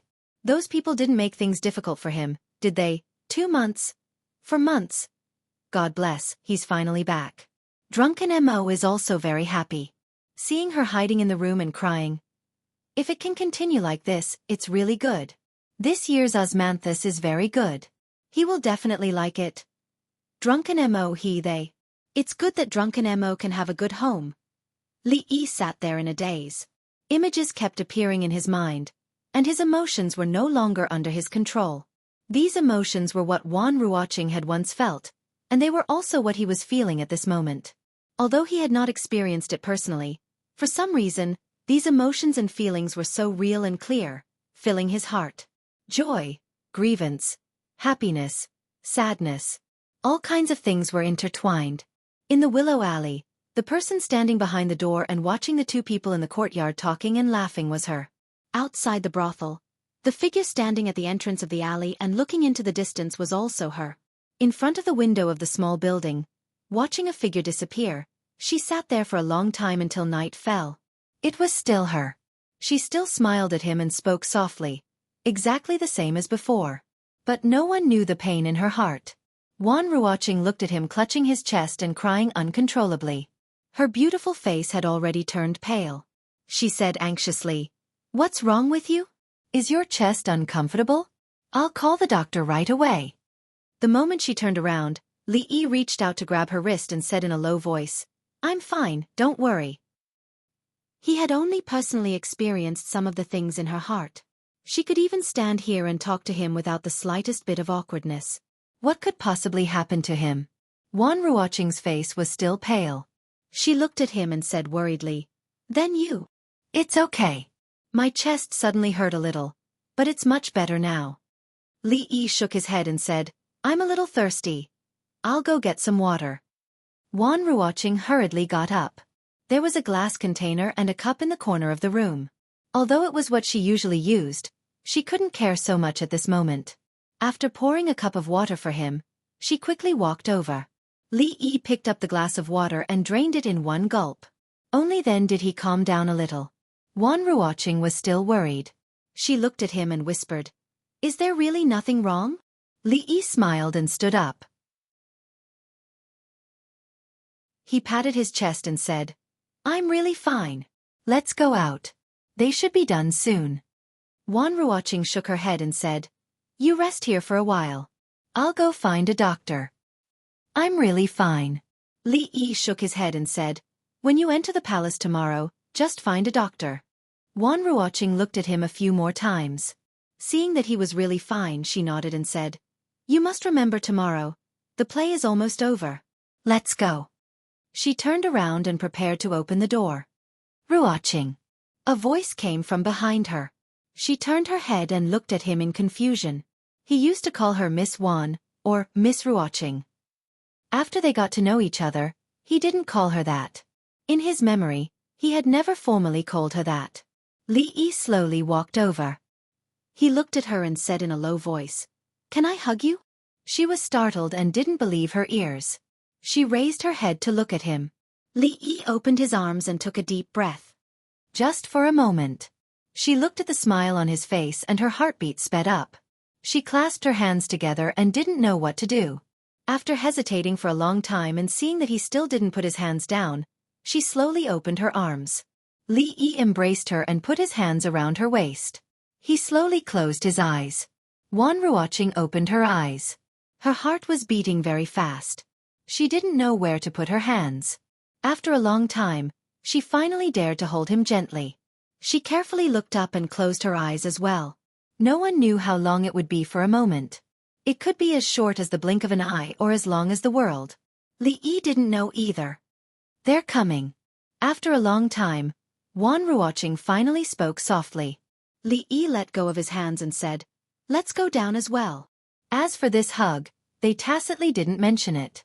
When he walked out of the building, Zheng Zimo and Lin Wanru also walked over from the opposite side. Goddess Luo Shui glanced at him and asked in surprise, "What happened to your eyes?" Li Yi rubbed his eyes and said, "Nothing. Sand accidentally got in my eyes." "Are you done now? Let me help you blow it." She walked over worriedly and stood in front of him. Just as she stood on her tiptoes, she seemed to have thought of something and hurriedly moved away with a red face. She whispered, "Is there anything else?" Lin Yong strode over and said, "Men and women shouldn't touch each other. It's not convenient for this lady. Li brothers, do you want me to blow them for you?" "What are you blowing for?" Fong grabbed his arm and pulled him back. "There's sand in my eyes too. Help me blow them." Li Yi looked at her and shook his head gently. "It's fine now." Zheng Zumo nodded and then turned to Lin Wanru. "The other places in the brothel are also quite interesting. Let me show you." "Okay. Thank you, Miss Zheng." Lin Wanru nodded happily. After visiting the brothel and saying goodbye to Zheng Zumo and Ruoqing, it was getting late. Although there were still many places they hadn't been to, there was still a lot of time after today. They were not in a hurry, so they directly returned home. Usually, when he had time, he would cook by himself. When there were guests coming from afar, cooking a table full of exquisite dishes was the most basic way to treat guests. Lin Yong was dragged out for a drink by Fong. Lin Wanru and Rui were talking in the room. This time, Mississippi Lu took the initiative to help in the kitchen. Xiao Huan hid far away when she saw her. Because of what happened last time, she was tied up in the room and spanked by Mississippi Lu. For the past 2 days, when she saw Mississippi Lu, she would hide as much as she could. If she couldn't, she would pretend to be pitiful. Except for meals, they almost didn't appear together these days. Li Yi didn't regret peeking at Ruoqing's diary. What he regretted was that he directly imprinted it into his mind. His mind was now filled with 2 kinds of emotions. Every time he experienced the other emotion, his nose would sting and tears would flow uncontrollably. "You're crying?" Occasionally, when she raised her head and found that his face was covered in tears, Mississippi Lu's surprised voice came from the side. Li Yi held a wooden shovel in his hand and looked back at her. He shook his head and said, "There's too much smoke, I'm suffocated." In the kitchen, the last soup was boiling. Li Yi washed his face and walked out of the courtyard. Mississippi Lu took something out of her arms and threw it over. "A dagger?" Li Yi caught the thing she threw over. After looking at it, he slowly pulled it out. "This is for you. Use it for self-defense." Mississippi Lu glanced at him and said faintly, "Be careful. This dagger can cut through iron like mud. Don't hurt yourself before hurting others. By the way, there's one more thing. I want the brothel to publicize more chivalrous deeds of martial arts heroes who see injustice on the road." "When did you see Miss Wan?" Thinking of another matter, Mississippi Lu had just opened her mouth when she saw Li Yi suddenly with tears in his eyes. She quickly walked over and asked hurriedly, "What's wrong with you?" Li Yi held the dagger and casually wiped his eyes. He held her hand and said in a low voice, "It's nothing. I like the dagger you gave me very much." "Thank you, Rui." Mississippi Lu stared at him blankly. "Just because of this?"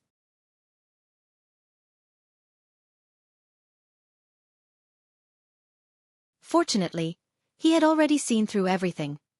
Li Yi pursed his lips, then looked up and murmured, "It should be about time." "Somewhere in the capital city. Miss, the script that we took yesterday. I've already looked through it. The parts that need to be changed have all been marked out. After the changes are made, just bring it to Old Master Sunday. Miss, they want us to arrange more chivalrous plays. Go and tell them that it's already being arranged." Old Master Wu from the north of the city accidentally fell off the stage yesterday and was slightly injured. Old Master Wu has a lot of prestige in the capital city. Go and see for yourself. Remember to get some money from the accountant, don't go empty-handed. When Wan Ruoqing walked out of the brothel, it was noon. In fact, she had formed the habit of eating at this time. She habitually glanced in a certain direction, and when she saw a figure walking over, she was slightly stunned. What a coincidence. Li Yi looked at her and said with a smile, "I went to a few shops in the morning. When I passed by the porridge shop, I bought some porridge and vegetables. Have you eaten? Do you want to eat together?" Not yet. It was just a habitual action. She never thought that he would really appear from there. After Wan Ruoqing came back to her senses, she nodded slightly. Li Yi nodded and said, "That's just right. Let's go up and eat together. When I bought it just now, I accidentally bought too much." In the attic on the second floor of the small building, Wan Ruoqing looked at the porridge on the table and asked in confusion, "Why did you buy so much?" Li Yi was stunned for a moment. Then he looked back at Fong and said, "I bought a portion for him, but I didn't know that he had already eaten. It's too much for one person to eat." Fong nodded and rubbed his hungry stomach. He nodded and said, "Yes, when I came here just now, I had already eaten. Tremella lotus seed and 8 treasures porridge. Which one do you want?" Li Yi picked up a small bowl and said, "The business of this porridge shop is good, and the taste is good." Tremella lotus seed. Wan Ruoqing nodded and said, "Yes, I remember when I was a child, there was such a porridge shop not far from my home. But at that time, I could only eat it once a month. The taste of this shop is similar to that of my childhood." Actually, she was used to going there to buy some porridge and vegetables in the afternoon. She had planned to do the same today. She didn't expect that there would be such a coincidence. Coincidentally, even those few side dishes were her favorite. That's a coincidence. Li Yi handed her chopsticks and said, "Let's eat. I have a few ideas about the future development of the brothel. I want to discuss with you." Smelling the fragrance of porridge, Fong swallowed a mouthful of saliva, gently closed the door and went out. Originally, he only planned to eat 2 chicken legs, but now he wanted to eat 4. When he bought the porridge shop, he wanted to taste it. Was the tremella lotus seed porridge really so delicious? I really didn't expect that Lord Sung is already the governor of the capital, but his life is still so frugal. You can eat plain porridge and pickled vegetables with such relish. I really admire you. Sang Shichen, who had moved into the governor's mansion, looked up and casually stretched out his hand, saying, "I'm used to living a luxurious life. Occasionally eating plain porridge and pickled vegetables is also a special flavor. You can sit anywhere you want." After a few words of greeting, Sang Shichen put down his chopsticks, wiped his mouth, and asked, "Brother Cui, you came in person today. Did something big happen?" Cui Qingming smiled and said, "Can't I come here to sit if there is nothing important?" Sang Shichen only smiled and didn't reply, because he knew that this second in command of the Cui family wouldn't come here so easily if there was nothing important. As expected, Cui Qingming said, "Lord Sung was once taught by Grandmaster Chu, so you must understand him very well. What do you think we should do to obtain Grandmaster Chu's full support?" Sang Shichen raised his brows then said calmly, "To be honest, if it's Grandmaster Chu, I think it's better to stay put. Rashly roping him in would have the opposite effect." "Why?" Cui Qingming asked with a frown. Sang Shichen shook his head.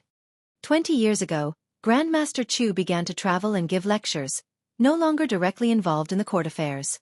Disturbing him now will only bring disgust. Moreover, Grandmaster Chu has always abided by the ancestral rules and hasn't alienated His Highness all these years. Once something happens, he will definitely support His Highness based on the imperial court and ancestral rules, so there is no need to rope him in. Hearing this, Cui Qingming thought for a moment before nodding and saying, "That makes sense. However, even if that's the case, if we can obtain Grandmaster Chu's full support, We will be able to gain the loyalty of all the officials and regain the support of many court officials. It will be of great significance.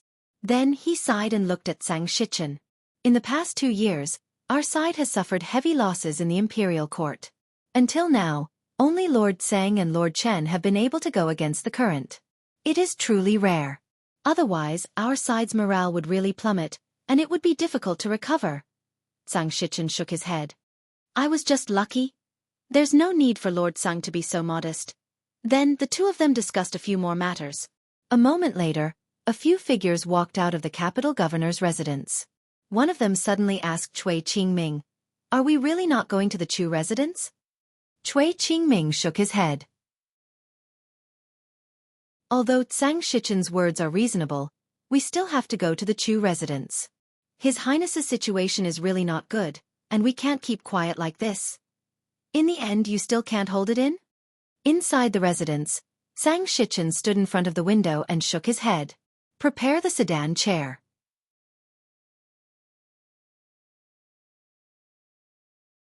Chapter 847. On New Year's Eve, you are alone at home. It's quite lonely. Why don't you come together? It will be livelier with more people. When Wan Ruoqing was cleaning up the dishes, Li Yi suddenly looked at her and said. Rui had mentioned it to him several times. That day, she asked him to pick up Zumo. On New Year's Eve, the whole family had to reunite. It didn't make any difference whether it was 1 or 2, or 3 or 4. It was better to let them go together, so that no one would be lonely at home. Wan Ruoqing was stunned for a moment. She turned her head and said with a smile, It's not just the few of us. There are many sisters in the brothel who have left their hometown. We have agreed to get together on New Year's Eve. It won't be lonely. By the way, go and talk to Zumo. Zumo should go. We have agreed. Li Yi heard this, nodded slightly, and said, Let's talk about it later. Will you still be here tomorrow? There are still a few scripts that I want to discuss with you.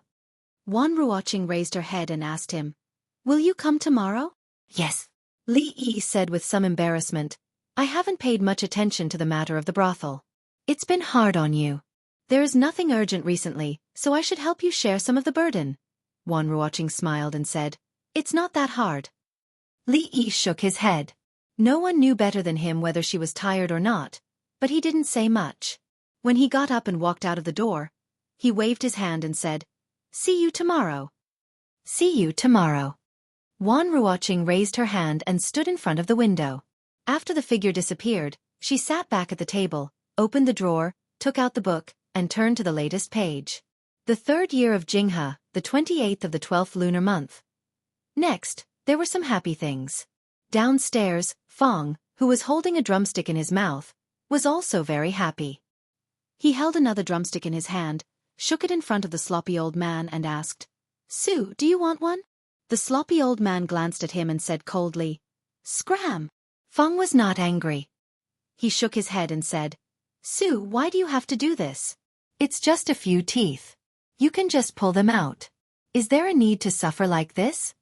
Seeing that the sloppy old man was about to flip out, he hurriedly took 2 steps forward and handed over the chicken leg, asking, Young master, do you want to eat chicken?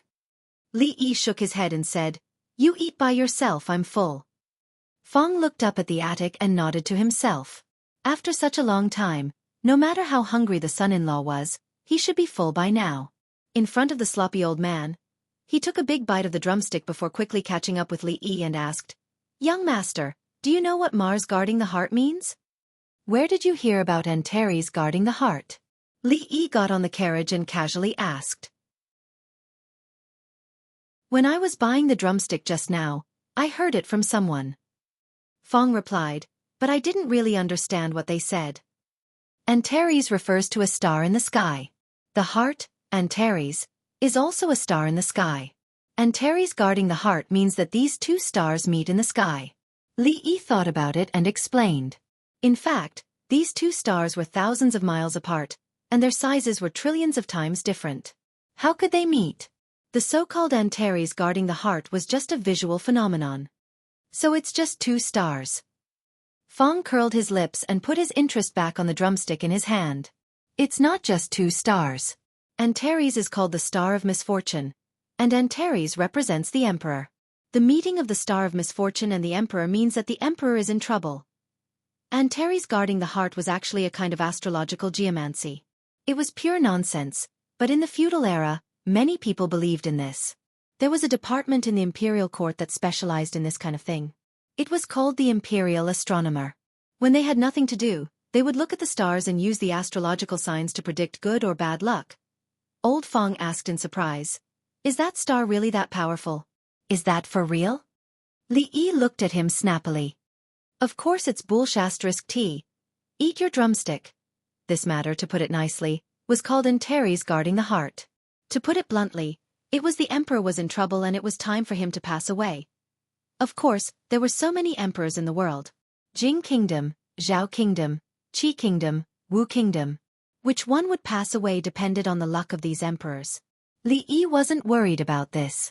Although the old emperor's body wasn't good, he was now taking good care of himself.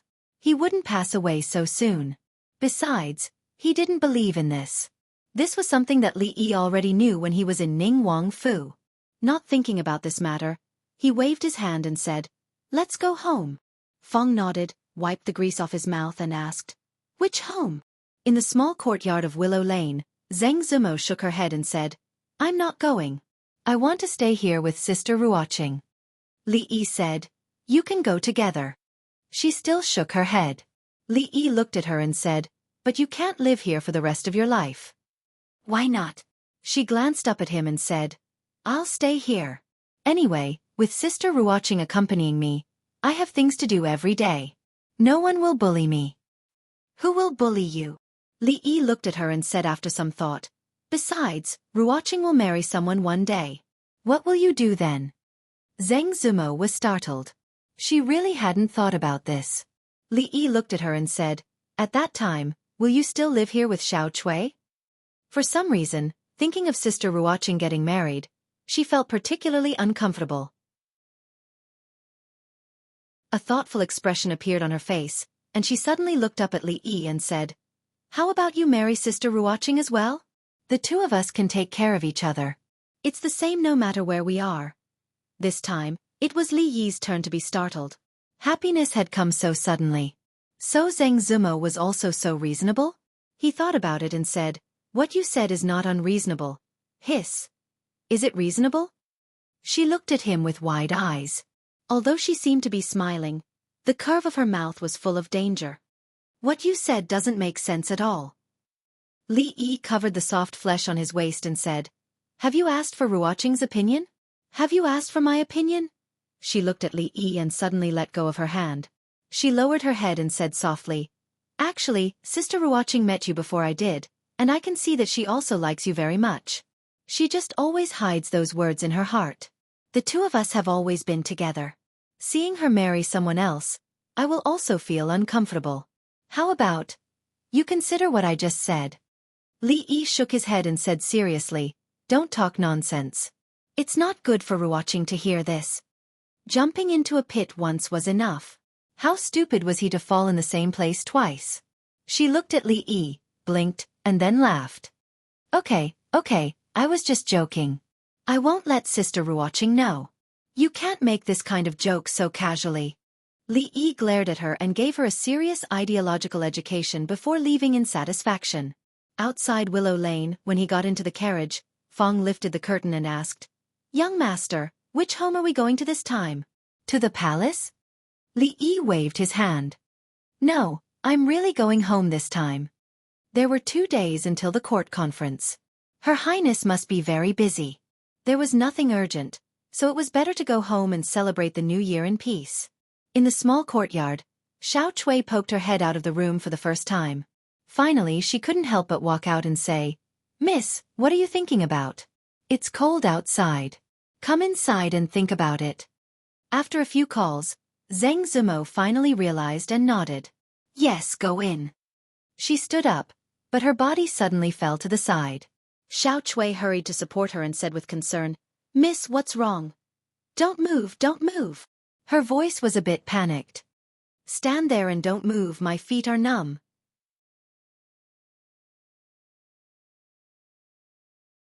Chapter 848. Brother Chui, Brother Chen, what brings you here today? A middle-aged man came out to welcome them. He immediately cupped his hands and said, "It's cold outside. Come in." It's been a long time since Grandpa Chu left the capital. Chui Qingze walked forward and asked with a smile, "Is Grandpa Chu well?" The middle-aged man nodded. "The old man has always been healthy." Chui Qingze smiled. "Grandpa Chu is 70 years old, but he's still so healthy. He's truly a national treasure. You two young fellows, it's not even the new year yet. Why are you here so early?" The two had just stepped into the room when an elderly voice came from ahead. An old man with a head full of white hair and a face like a withered pine tree looked up at the two of them and asked, "Is Chenin well?" "Greetings, Grandpa Chu."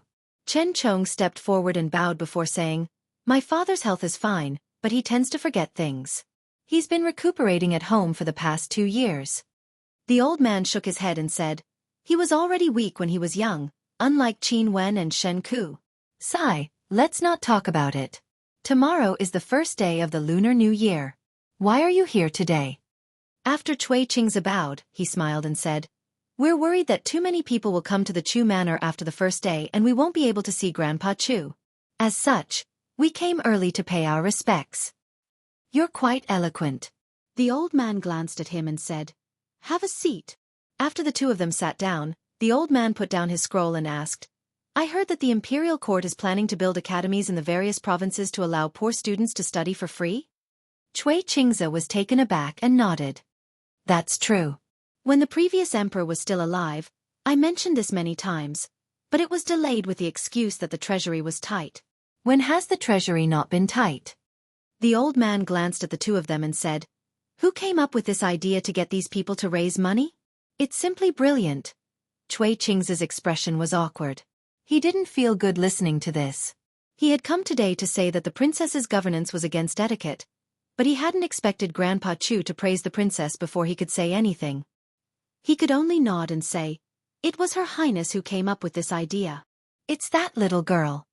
The old man nodded and said, "I've heard about what she's done in the past 2 years. She's not bad. But it's a pity that she's a woman." Chui Qingze's eyes lit up and he immediately said, "Yes, although Her Highness has both ability and integrity, she is still a woman. In the future, this great undertaking will still fall on the shoulders of some prince." The old man shook his head and repeated, "What a pity, what a pity." Chui Qingze suppressed the joy in his heart and said, "Presently, the emperor is unwell and the princess has the ability to manage on his behalf. This is, of course, a good thing. However, Jingdo still needs a suitable prince just in case.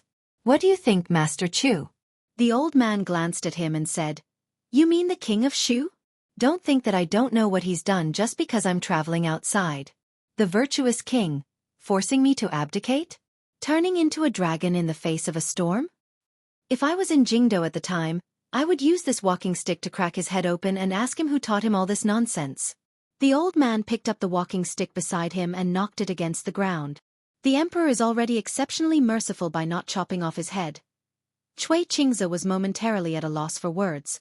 After a long time he said, "Master Chu, you don't know, but His Highness was framed by someone. He would certainly not do such a thing." "Fine, fine." The old man waved his hand and said, "No matter what, he is the emperor's eldest son and has the right of the ancestral system. I only hope that in Shuzhou, he can properly reflect on himself and not make mistakes. If he can turn over a new leaf and has virtuous officials at his side to assist him, it's not impossible for him to become a wise ruler." This was a very clear stance. Chui Qingze knew that although Master Chu was angry at His Highness's foolish actions, his stance had not changed. He hurriedly said, "His Highness has been diligently studying every day in Shuzhou, quietly reflecting on his mistakes. It has already been a year, and he is no longer the same as before. He will definitely not disappoint Master Chu's expectations." His tone changed as he said, "However, His Majesty's body is seriously ill, the court is in chaos, and there are treacherous officials causing chaos. His Majesty has also delayed summoning His Highness back to the capital." The old man did not wait for him to finish. With a wave of his hand, he interrupted him. "The court is in chaos? Why do I feel that the court is in a rare moment of clarity in the past few decades? As for treacherous officials, His Majesty's numerous actions this year have already gotten rid of many of the treacherous officials in the court. How can there be treacherous officials causing chaos? Cui Qingze opened his mouth, but he suddenly did not know what to say. Chen Chong took a sip of tea and quietly savored the Chu estate's fragrant tea. Does Master Chu know that several days ago, there was a warning of the Antares guarding the heart phenomenon? The Antares guarding the heart is greatly detrimental to the emperor and is a sign of treacherous officials causing chaos in the government. That Marquis of Chang'an, Li Yi, is the only one who is favored by His Majesty. The Antares guarding the heart. His Majesty does indeed live up to these words. The old man nodded, then shook his head. But the Antares guarding the heart is only detrimental to the emperor. There is no intention of treacherous officials causing chaos in the government, right? But could it be that the Directorate of Astrology has come up with a new theory of astrology? Cui Qingze, Master Chu, this junior will take his leave. A moment later, Cui Qingze and Chen Chong stood up, bowed to the old man surnamed Chu, and turned to leave. After watching the two leave, the middle-aged man turned to look at the old man and asked, "Father, why did you?" The old man looked at him and said, "What you hear may be false, but what you see is true. The Chu family has 100 years of good reputation. It is extremely difficult to build a tree, but it is extremely easy to destroy it. Remember this." The middle-aged man bowed respectfully. This child has learned his lesson. Li Yi. The old man murmured, then yawned. I'm tired. If there's anything, let's talk when I wake up." In front of the Chu residence, Cui Qingze took a deep breath and calmed his emotions with great difficulty. Chen Chong shook his head and said, "The outcome is already very good." At least Master Chu was willing to say those words. At the critical moment, he will definitely speak up for His Highness. Still not enough. Cui Qingze let out a long sigh and murmured. What he wanted was not what Grand Tutor Chu said, but what he did. If this scholar of the Jing Kingdom was willing to take a clear-cut stand on their side, it was equivalent to them obtaining the support of all the scholars in the world at the same time. How could the effect be compared to a mere sentence? As if thinking of something, Cui Qingze asked again, "Is Antares guarding the heart really not a treacherous official who wants to disrupt the government?" Chen Chong thought for a moment, then said, "Brother Cui, when you go back, you might as well read more books." "Uncle Cui, Uncle Chen." A voice came from ahead. Cui Qingze turned his head and saw the newcomers. He smiled and said, "Oh, it's Chu Ping. Why didn't you visit the estate this time?" Chu Ping said somewhat embarrassedly, "I plan to visit in a few days." After greeting the two, Chu Ping entered the estate while Chen Chong and Cui Qingze got on the carriage. Cui Qingze glanced at the Chu estate and said, "I heard that Chu Ping has been spending a lot of time with that child from the Wei family recently?" Chen Chong looked at him, and his eyes flickered. Then he nodded slowly. "They have been getting closer recently." Cui Qingze patted his robes and smiled. Getting closer is good. Getting closer is good.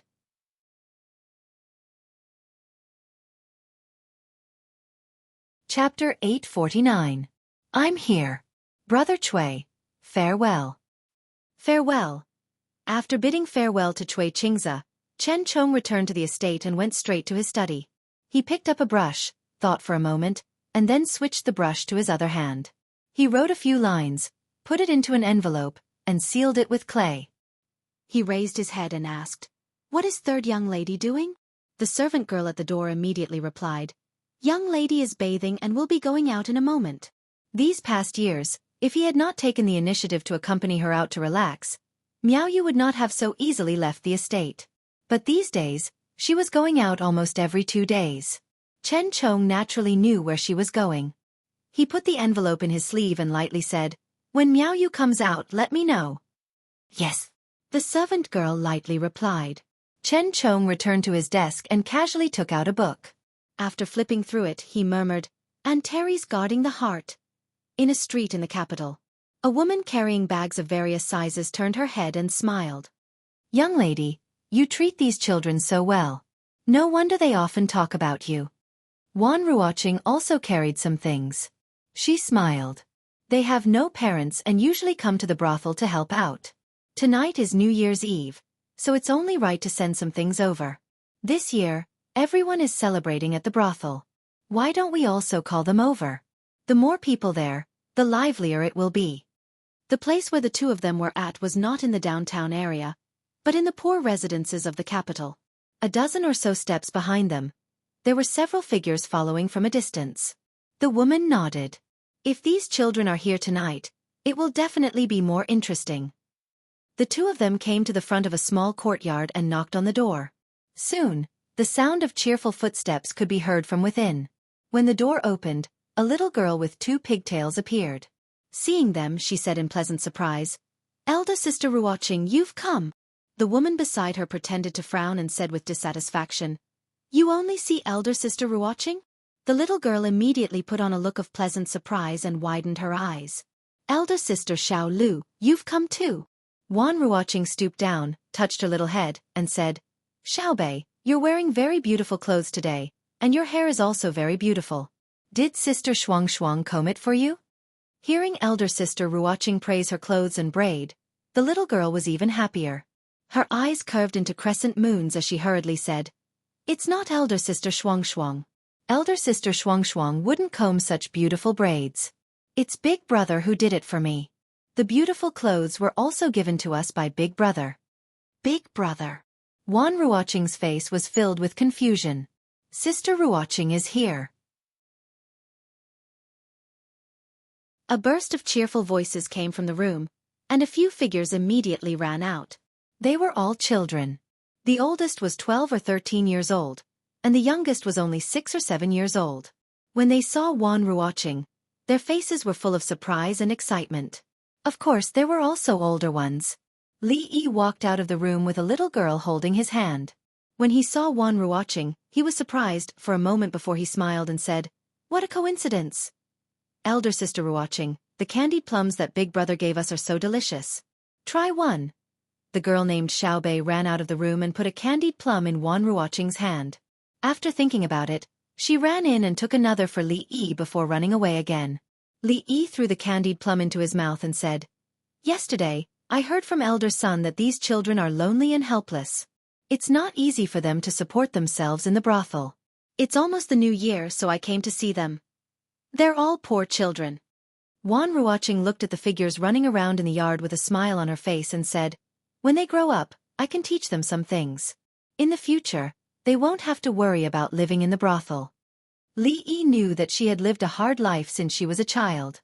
After experiencing those hardships, she would be full of pity for people who had the same experience or worse situation. Of course, it was not pure pity. Even the porridge at the door of the brothel would be earned by the beggars through their own labor. Now, the beggars in the capital no longer had to worry about not having enough to eat. For those who were willing to work hard, they even had extra money. Not to mention that there were no beggars in the capital, but the life of the beggars in the capital was undoubtedly much better than that of the beggars in other places. Tonight was New Year's Eve, and both of them had many things to do. After seeing the children, they walked back together. "I've been thinking about it for the past few days. If we want to extend our brothel to the Qi Kingdom, it's not impossible. However, we first need to nurture some trustworthy people there." On the way, Wan Ruoqing mentioned the matter that he had mentioned a few days ago. He shook his head and said, "If it's only one prefecture, it'll be easier. However, if it's the entire Qi Kingdom, it'll be a huge obstacle. This matter is not so urgent." Li Yi shook his head and said, "In fact, the Jing Kingdom is already big enough. If we expand further, it may be out of control. For the time being, let's take it one step at a time." The two of them talked for a while, and they could already see the brothel in front. "Get out of here. You've dirted my clothes. Can you afford to pay for it?" A harsh voice suddenly sounded in front of them. Li Yi turned his head and saw a luxuriously dressed young man holding the hem of his clothes. He looked at the beggar who had fallen on the ground with a look of disgust and was about to leave. Please save my child. She's very sick. Please, I beg you." A woman in ragged clothes knelt on the ground. She was holding a little girl of 4 or 5 years old tightly in her arms. The little girl's eyes were closed, and her face was dirty. One could still see that she was pale. Get out of here, get out of here. I'm not a doctor. How can I save her?" The young man looked at her with disgust again. He suddenly tore off his clothes and walked away quickly. The woman was dragged to the ground, but she still held the little girl tightly. Her eyes were lifeless and she kept murmuring, "Save her, save her. She's only 5 years old. She's only 5 years old." Seeing a white figure walk in front of him and walk away quickly, Li Yi smiled and slowly followed. Wan Ruoqing walked over and bent down to look at the woman. She asked with concern, "Aunt, what happened?" The woman looked up at her. Just as she was about to open her mouth, her eyes suddenly widened. Her body trembled and she couldn't speak. Wan Ruoqing looked surprised. "Auntie, auntie!" Li Yi squatted down beside her and reached out to touch the little girl's forehead. He turned back and said to Fong, "The little girl has a fever. Time is urgent. Take her to see a doctor first." Fong strode over and wanted to take the child from the woman's arms. However, he found that the child was held tightly by the woman. He said helplessly, "Sister-in-law, the child is important." The woman finally came back to her senses. She hurriedly let go of the child, but she immediately knelt on the ground and kowtowed repeatedly. "Thank you, madam. Thank you, madam. Let's go." Fong picked up the child, looked at her, and strode out of the crowd. The woman stood up, looked deeply at Wan Ruoqing, and quickly disappeared into the crowd. After the crowd dispersed, Li Yi shook his head and said indignantly, "I was the one who helped her. Why did she only thank you?" Wan Ruoqing smiled and said, "Maybe that aunt was too anxious just now." Recalling the scene just now, Li Yi said in surprise, "Why did she call you madam?" Wan Ruoqing shook her head and murmured, "She must have mistaken me for someone else." Li Yi thought for a moment and said, "It's also possible that she mistook you for Goddess Guanyin." Wan Ruoqing was stunned, and then a trace of panic appeared on her pretty face. She shook her head repeatedly and said, "How can I compare to Goddess Guanyin? You can't say such things carelessly." Li Yi looked at her and said, "Goddess Guanyin saves people from suffering and delivers all living beings from suffering. Our Miss Ruoqing is also kind-hearted and saves people from danger. How can we not compare?" Hearing him say, "Our Miss Ruoqing," Wan Ruoqing blushed. She lowered her head and hurriedly said, "I'll go in first." Li Yi looked at her back as she left in a panic. He smiled and slowly followed her. On the street, the old man supported by the middle-aged man knocked the ground with his crutch and asked, "Is that the sycophant?" The middle-aged man nodded and said, "Yes, he is Li Yi." The old man turned his head and looked in the direction where the young man had left and asked, "That bastard just now, whose family is he from?" The middle-aged man had a complicated expression and said in a low voice, it seems, he is from a branch of the Chui family."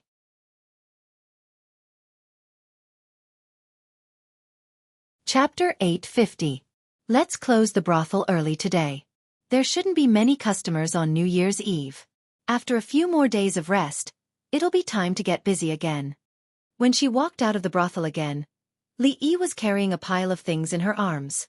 Most of them were scripts that she wanted to take to Willow Alley to read. Wan Ruoqing shook her head and said, "Tomorrow is the first day of the Chinese New Year. We can rest for another day. After the second day, there will be more customers. We can't be idle until the Lantern Festival." In previous years, the number of customers in these few days is equivalent to a few months of normal days. Silver is something that can never be earned. Doing this will actually lose the original intention. Li Yi shook her head. When she was about to speak again, she suddenly threw the stack of books in her hand into the air. She bent over to support an old man who was leaning on a walking stick and almost falling. Then, she reached out with her other hand and let the stack of books land firmly in her hand. "Old man, are you all right?" Seeing that the old man had steadied himself, he let go of his hand and asked. The old man waved his hand and looked him up and down. "Young man, you're quite skilled." Li Yi looked at him. The horizontal wrinkles on his face were like tree bark. From his appearance, he looked even older than second great-uncle. Li Yi asked in surprise, "Old man, may I know your age?" A smile appeared on the old man's withered face. He stroked his beard and said, "I'm 73 years old this year." Hearing the old man's words, even Ruoqing, who was standing at the side, was surprised. Normally, people who could live to 50 years old were considered to have lived a long life. 60 years old was even rarer. Those who could live to 70 years old were already considered to be ancestors. An ancestor like this old man who was still running around alone at such an old age was even rarer. Li Yi also knew the meaning of 73 years old in this world. He asked in confusion, "Old man, why are you out alone? Where's your family?" The old man still had a smile on his face. He said, "Haha, I'm just bored at home and came out for a walk." As he spoke, his eyes were fixed on the young man in front of him. He looked at the youngest marquis in the Jing kingdom, the minister of Jin Ziguang, the first scholar in the Jing kingdom, unparalleled in poetry and literature, and well-versed in classics, Li Yi, the sycophant that Cui Qingze had mentioned. From what had happened just now, he had a preliminary understanding of him. But it was still too early to make a final conclusion. That was why he had the scene just now and was about to test him. He looked at Li Yi and smiled. "You?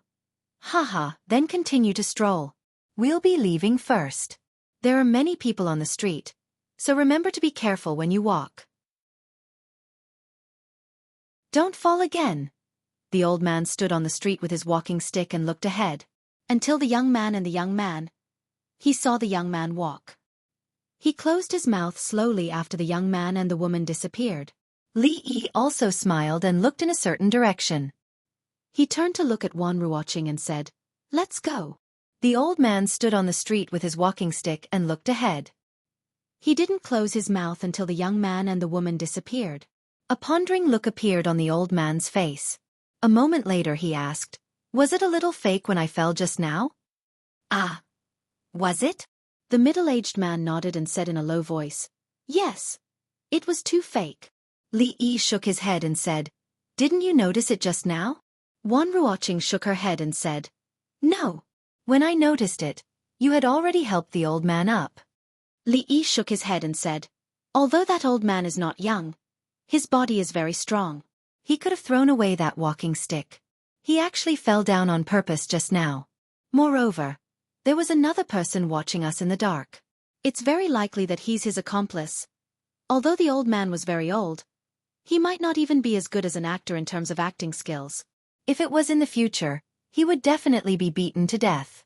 A puzzled expression appeared on Wan Ruoqing's face as she said, "Ah, but why did he? You're just too kind, too pure." Li Yi looked at her and said solemnly, "Nowadays, public morals are getting worse day by day, and people's hearts are no longer what they used to be. Those bad people have many tricks up their sleeves. For example, that old man just now. If he said that he was knocked down by us and that he suffered a serious internal injury, then he stopped us on the street and asked us to pay him a large sum of money, what should we do? Besides, he has an accomplice in the dark. If he helps him to make false testimony, how can we reason with him?" A look of disbelief appeared on Wan Ruoqing's face. She really hadn't thought about it carefully. However, such an old man, even if he went to the government office, he had to sit in front of the court. Even the county magistrate had to bow to him and serve him carefully.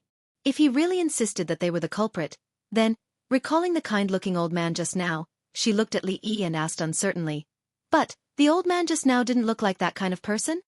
"Then do you believe him or me?" "I believe you." "That's right. I won't lie to you." Li Yi nodded with satisfaction and warned, "It's a good thing that you are kind, but you have to be more careful. Don't be deceived by some people with bad intentions." Wan Ruoqing nodded obediently and said, "I know. Are you really not going over today?" In the small courtyard in Willow Lane, Li Yi had confirmed with Zuamo countless times. She shook her head and said, "No, I'll stay here with Sister Ruoqing. You don't have to worry about our place being deserted. At night, the sisters in the brothel are all together, and the sisters in the shop who can't go home also come together. It's more lively than your home." Li Yi shook his head and corrected her. "It's our home." She glanced at him and repeated, "Your home." Li Yi raised a hand and asked, "Whose home?" Zhang Zuo blushed, and a strange feeling came from a certain part of her body. This was his usual method of correcting himself. She rolled her eyes at him and said, "Your home." "Our home." After a few slaps, she leaned into Li Yi's arms with a flushed face and whispered, Don't be like this. Sister Ruoqing is still at home. She went to take a bath and won't come out for a while." Li Yi looked around and said, "Other than Xiao Cui, who is hiding behind the tree, nobody saw it." "Xiao Cui?" Zhang Zuamo hurriedly came out of Li Yi's arms, lifted her skirt, and ran under the osmanthus tree in the yard. "Xiao Cui, "Ah, miss!" The little maid's panicked voice came not long after. "Miss, I did it on purpose." "Ah, no, I did it on purpose." "Ah, Li, help." Li Yi didn't know what she did to Xiao Cui. Not long after, Xiao Cui ran out with a red face, covering her butt. A moment later, Zuamo also came out of the room. "This is for you." She handed an envelope to Li Yi. "What is this?" Li Yi was surprised. "What can't be said face to face." "This is for you from Lord Zheng." After she finished speaking, she handed him another letter and said, "This is for you from Mrs. Chen."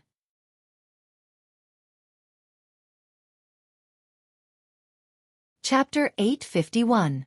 Sertsang, Madam Chen? Li Yi held the two letters, and a trace of surprise appeared on his face. If third Miss Chen had something to say, she could just say it directly when they met here. There was no need to beat around the bush and be so mysterious. This kind of sneaky thing seemed to be Minister Chen's style. What was written in Sang Shichen's letter that he wanted to pass it to him through Zumo? Li Yi first opened Sang Shichen's letter. There was only one piece of paper inside, and it was written in large characters. "The Cui family wants to move. Be careful of the Chu family." The literal meaning was that the Cui family had been silent for so long and was about to make a move. It also told him to be careful of the Chu family. Chu family, Chu family. It sounded somewhat familiar. Could the Cui family's actions have something to do with the Chu family? After a closer look, he found 4 words at the bottom of the letter. "Burn after reading." There was no hurry to burn it. Li Yi put the letter aside and opened the other one. The handwriting on the letter was crooked like a dog's crawl. It was definitely not written by third Miss Chen, but it was just as he had guessed. "Bewildered heart, treacherous officials, take care." Although Minister Chen had written a few more words than Assistant Minister Zhang, the meaning expressed was a bit unclear. Bewildered heart clearly meant that the emperor had passed away. What did it have to do with treacherous officials? Could it be that Minister Chen also studied horoscopes and planned to overturn the unreliable conclusion made by the predecessors?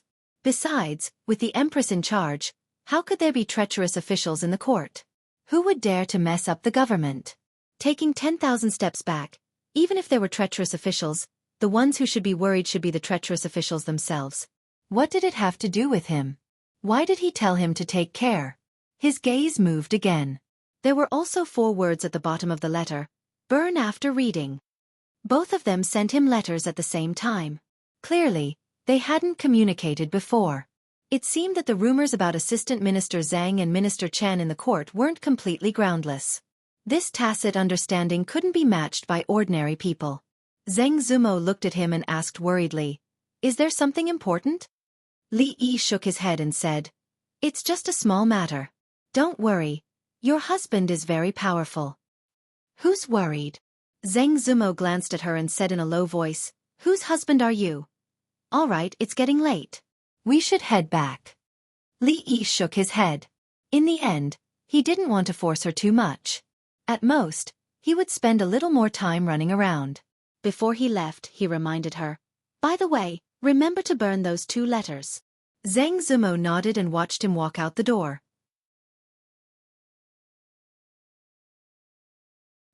He picked up the 2 letters and turned to walk into the kitchen. The next moment, Li Yi's figure appeared in front of her again. He smiled and said, "The next time we meet is next year. Don't you want to kiss me goodbye?" In the end, Li Yi still took Chen Chong and Sang Shichen's warning to heart. The Cui family had not made any moves for a long time. This time, the imperial court meeting was approaching, and officials from all over the country were coming to the capital.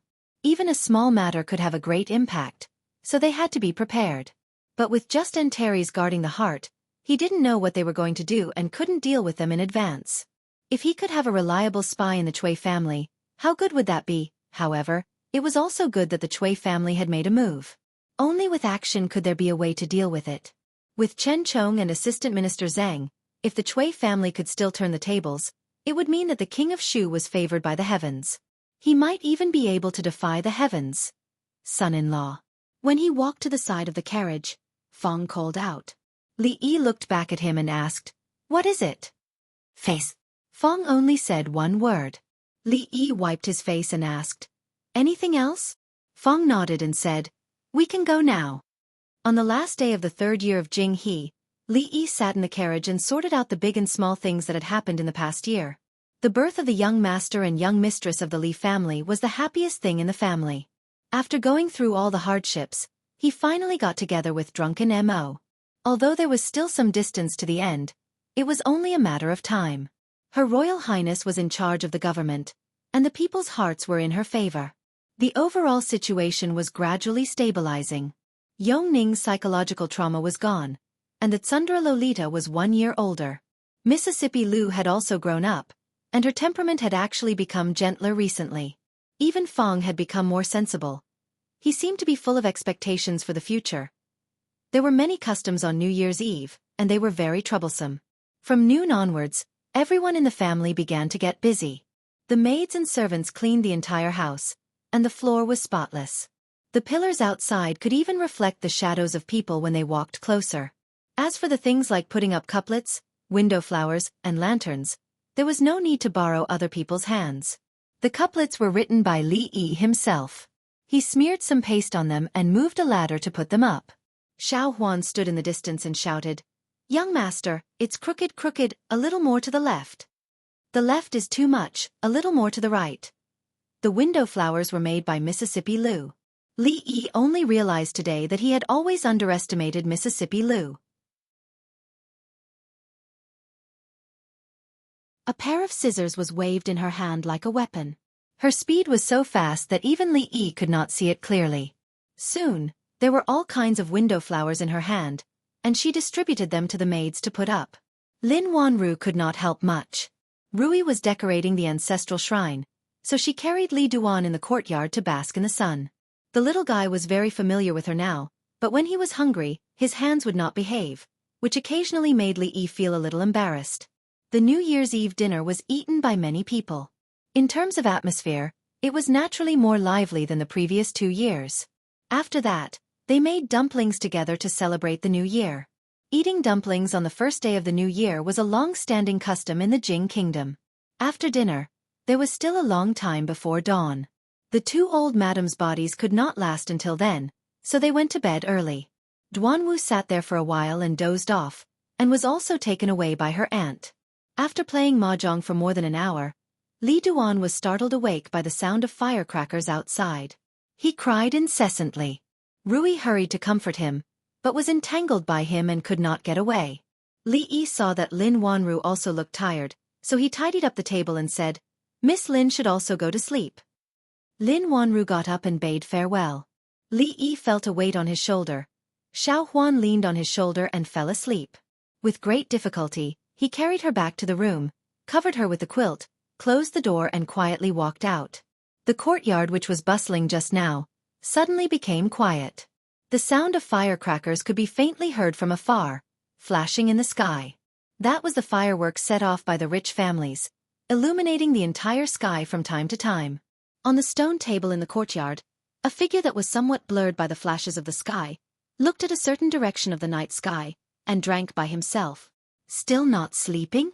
Li Yi walked over and sat opposite her. "Noisy." Mississippi Lu replied with one word. Li Yi poured himself a cup of wine, then asked, "Are you not used to so many people?" "It's all right." Mississippi Lu took a sip of wine. Her eyes moved away from him. "There is wine but no dishes." Li Yi looked at the table, shook his head, stood up and left. Not long after, he came back again, holding a tray in his hand. On it were a few cold dishes. Mississippi Lu did not seem to be in a good mood. Li Yi passed a pair of chopsticks over and said, "It's boring to drink alone, I will drink with you." "You?" Mississippi Lu finally looked away, looked at him and asked, "How many cups can you drink?" "Isn't it just grape wine? How many cups? You are underestimating me too much." Li Yi disdainfully glanced at the glass wine pot that he usually used to store grape wine on the table, picked up the cup and drank it in one gulp. The spicy taste almost made his tears come out. After covering his throat and coughing a few times, he raised his head and looked at her, widened his eyes and asked, "What degree is it?" "You can't drink it." Mississippi Lu stretched out 5 fingers and said, "Go to sleep." This was looking down on him. Li Yi poured another cup and said, "Isn't it just hard liquor? I'm not even afraid of you. Why would I be afraid of it?" Mississippi Lou picked up the wine cup, toasted across the table, and drank it in one gulp. Li Yi also drank it in one gulp. Cough, cough. Forget it, you should go to sleep. I'm telling you, don't look down on me. Then again. Again, I'll do it. Rui, tell me what's bothering you. After a moment, Li Yi hooked his arm around Mississippi Lou's neck, his eyes blurred. I can give you anything you want, what's there to worry about? Tell me whatever you want, I can give it to you. Mississippi Lou frowned, stood up, held his arm and said lightly, You're drunk, I'll send you back to your room. I'm not drunk. Li Yi waved his hand, looked at her, and his eyes became serious, and said, Do you know, in fact, the person I admire the most is you. Admire me for what? Mississippi Lou frowned, held him, and asked casually as they walked to the door step by step. I admire you for being beautiful, good at martial arts, and so cool. The leader of the martial arts world. It sounds so majestic. Tell me, what's there to worry about? A hint of thought appeared on Li Yi's face, and suddenly became enlightened, and said, I know because you can't beat a Mingzu. Mississippi Lou stopped in her tracks and frowned. I can't beat her. Oh, it's okay. Li Yi's body swayed, and after standing up straight, he patted her chest and said, Although you can't beat her, you're older than her. If you practice more, you'll definitely catch up to her. She will never catch up to you.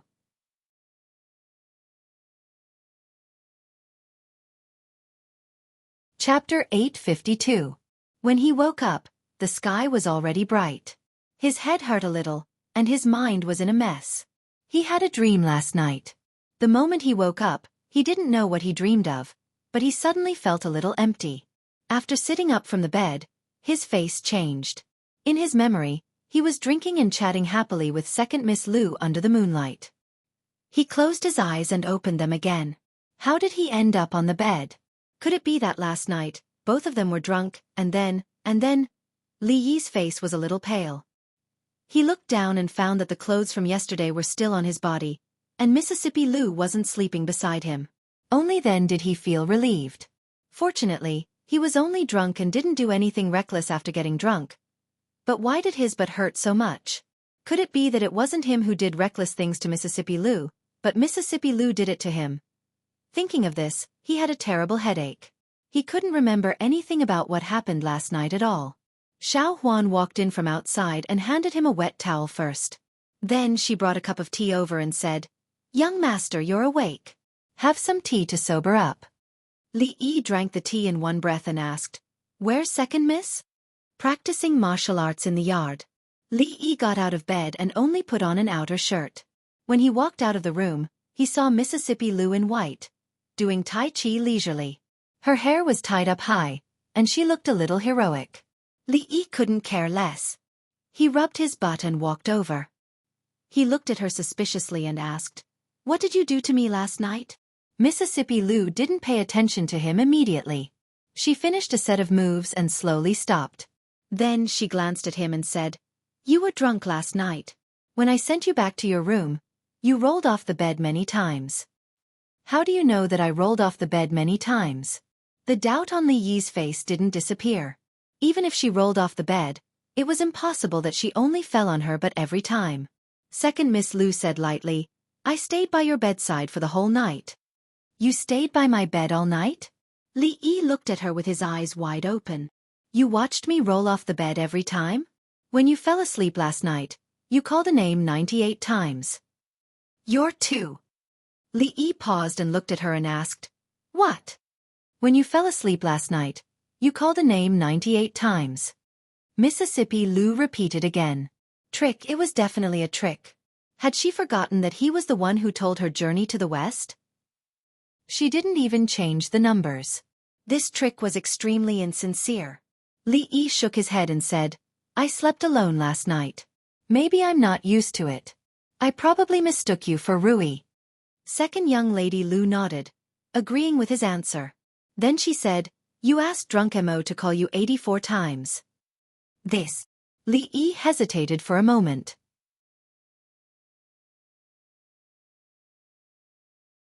He looked at her and asked, You can understand, right? I can understand. Mississippi Lou nodded again and then crossed her arms. She asked again, but you called Emingzu 88 times, Ruoqing 96 times, Xiaofan 13 times, Shaning twice. How do you want me to understand? The little servant girl stood at the back and was overjoyed. Although the young master only called her 13 times in his dream, as long as she knew that the young master had her in his heart, it was fine even if it was just once. Li Yi shook his head. This was obviously nonsense. It was impossible for him to do nothing the whole night and just call out these names. He relaxed and looked at her. Raising his eyebrows, he said, "Say, I said these names the whole night, and you just listened on the side for the whole night. How bored are you?" Mississippi Lou, of course, would not be bored to the point of staying by his bed and listening to him call these names. She just wanted to confirm that he finally said, Rui, 521 times. Could it be that he was still thinking about the hundreds of thousands of taels of silver that he gave her?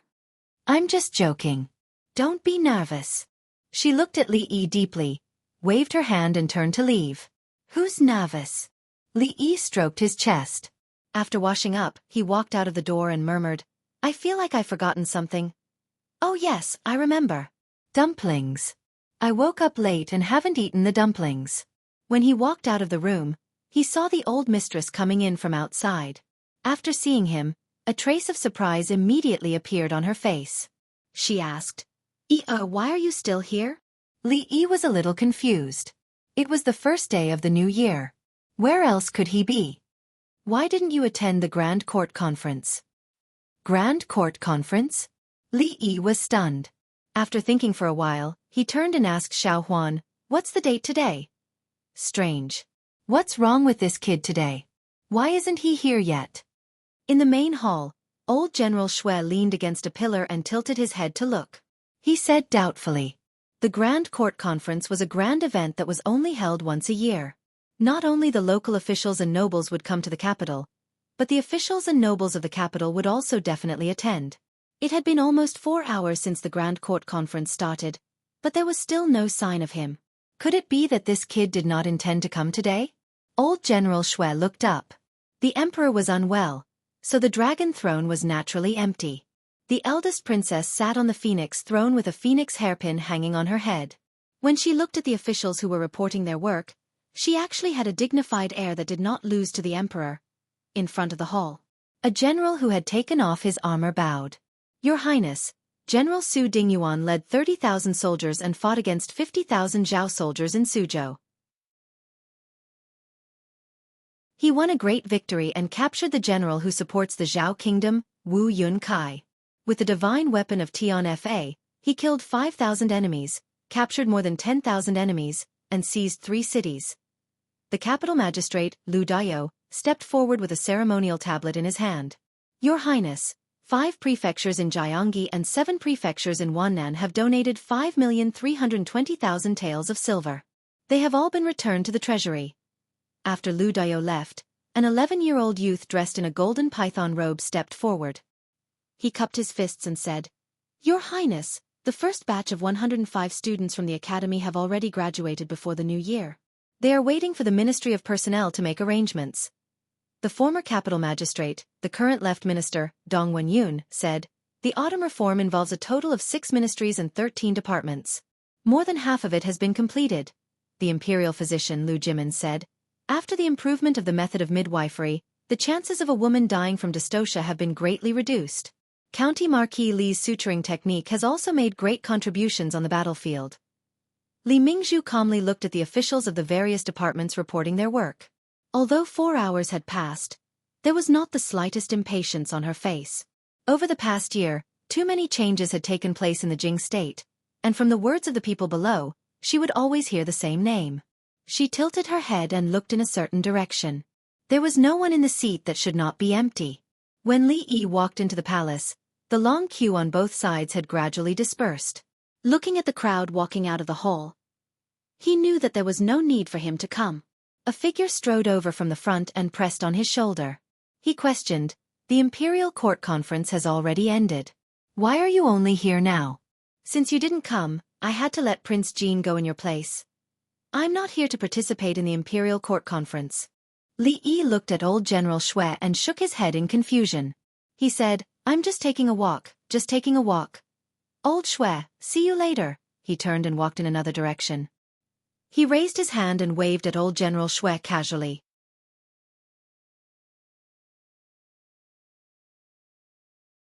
Chapter 853. This bastard. General Shui shook his head and said as he watched him leave. What kind of opportunity was the Grand Court Assembly? Officials from all over the country would gather here. If he could make a name for himself in the Grand Court Assembly, his name would be known throughout the country. Moreover, even if he was not present today, the merits of heavenly punishment, the merits of education, and the merits of reform would all be attributed to him. From today onwards, the name Li Yi would truly be known throughout the court. Not only the court in the capital, but the officials of the various provinces would also not easily forget this name. Not far behind him, Cui Qingze, Chen Chong, and Zheng Shichen walked side by side. Cui Qingze looked at the back of the figure, his eyes drifting, and murmured, "This Marquis Li is really famous today." Chen Chong rubbed his hands and also sighed. "Today is really cold." Zheng Shichen wrapped his robe and nodded. "Yes." Li Yi walked to the door of the Morning Dew Hall. Knowing that the princess had returned, he walked in. The maid at the door knew that the Marquis Li did not need to inform the princess when he came, so she let him enter the room. There was a huge sand table in the room. The sand dunes on it rose and fell, and there were all kinds of intersecting lines. Emingzu stuck 3 small flags on a few sand dunes. When Li Yi walked in, he happened to see this scene. Another city of the Zhao kingdom has been conquered? Emingzu looked back at him walking in and nodded, saying, "It was originally a counterattack, but General Su made a prompt decision and pursued the enemy. He captured a general of the Zhao kingdom and conquered 3 cities in a row." This time, Li Yi did not reply, but looked at the princess in surprise. More accurately, he was looking at her attire. Only the empress could wear the phoenix crown, but today's Grand Court Conference was presided over by her. In order to distinguish her status, she still had a phoenix hairpin on her head. With the phoenix hairpin on, not only did she not look more feminine, but she looked domineering from afar. This was also the first time he had seen this attire. It was elegant and dignified, but it also had a different kind of temptation. Emingzu turned her head and asked, "Why didn't you attend court today?" "I drank a little last night." Li Yi rubbed his head and said, "I accidentally overslept." Emingzu frowned. "It's not like you don't know your alcohol tolerance. Why are you so careless?" Last night, he had wanted to prove himself to Mississippi Lu, but he had overestimated himself. As he drank, he lost consciousness. He did not know if she had taken advantage of him when she helped him back to his room. He shook his head to dispel these thoughts and asked, "Is everything going well?" The Grand Court Assembly is held every year, and the protocol is fixed. It's not like it's going to be smooth or not, it's just following the prescribed order. She pointed at the sand table in front of her and the detailed reports of the various ministries on the table beside it. She thought about the changes in the Jing kingdom over the past year and murmured, "Although the imperial court meeting is the same, the world is different after all." Li just looked at her like this. At this moment, it seemed that he really saw an emperor who looked down on the world. As for this world, they had gone through many hardships and fought for it step by step, of course. There were more hardships waiting for them on this road. "Your Highness, His Majesty summons you." A palace maid of the Morning Dew Palace came in with a eunuch and said respectfully. Li Yi yawned and said, "Go ahead. I'll find a place to rest for a while." "I didn't sleep well yesterday," the eunuch stepped forward and said. "His Majesty said that if County Marquis Li is also here, he can go with you." "I know my body. It's like this every year. After another half a month, when the weather is warmer, I will naturally be better." Emperor Jing lay on the soft bed and looked at the old man sitting on the chair beside him. Facing the ruler of the country, the old man's tone was still neither slow nor slow. "Your Majesty's body is important, but the country's politics are related to the livelihood of the people. It cannot be neglected." Emperor Jing shook his head and said, "Grand Tutor, you don't have to worry about this. During this time, Emingzu has been managing the government on my behalf. The court is stable and everything is smooth. If not, I would not have been able to rest in peace. Although the princess is talented, it is not the right way for a woman to manage the government. She can't last long." The old man looked at him and said slowly. Emperor Jing nodded and asked, "Grand Tutor, have you also heard of the Antares guarding heart celestial phenomenon?" The old man nodded and said, "I have heard of it. Emperor Jing looked up and said, "Could it be that my time has really come? Although the Antares guarding heart celestial phenomenon has appeared, nothing is absolute. His Majesty probably does not believe in this." The old man shook his head and said, "But this abnormal celestial phenomenon may be a warning. The position of the Eastern Palace has been empty for a long time. His Majesty should also set a standard early, and set an example for the people of the world." Emperor Jing nodded and said, "I naturally know about this." Seeing this, the old man did not speak again. As the Grand Tutor and also the Emperor's teacher, he had to remind the Emperor of this. But if he went further, it would be a little overboard. Although he had retired for many years, he still had a measure of these things in his heart. "It is a pity that I did not attend today's court meeting." Emperor Jing opened a long memorial. His eyes flashed and he murmured, "If I could be 10 years younger, I would not have to let Mingzu shoulder such a heavy burden." The old man also had a look of approval in his eyes. He nodded and said, "Although the eldest princess is a woman, her filial piety is commendable. She can be said to be a woman who is not inferior to men." Emperor Jing smiled and asked, "Grand Tutor, you have been traveling for 3 years. I wonder what interesting things you have heard along the way." The old man nodded and said, "The more I have traveled, the more I have seen." The two talked and laughed in the hall. Outside the hall, Li Yi shook his head and said, "Can't you just pretend that I have not been there?" Mingzu glanced at him and did not speak. The two were led in by a eunuch. The eunuch bowed and said, "Your Majesty, the eldest princess and County Marquis Li have arrived." "Greetings, father." "Greetings, Your Majesty." After stepping into the hall and bowing, Li Yi raised his head and was stunned when he saw the old man sitting in front of the old emperor's bed. The old man stood up and bowed to Mingzu. "Greetings, princess." Mingzu walked over and supported him with both hands. She quickly said, "Grand Tutor, you don't have to be so polite. Please sit down." "Grand Tutor?"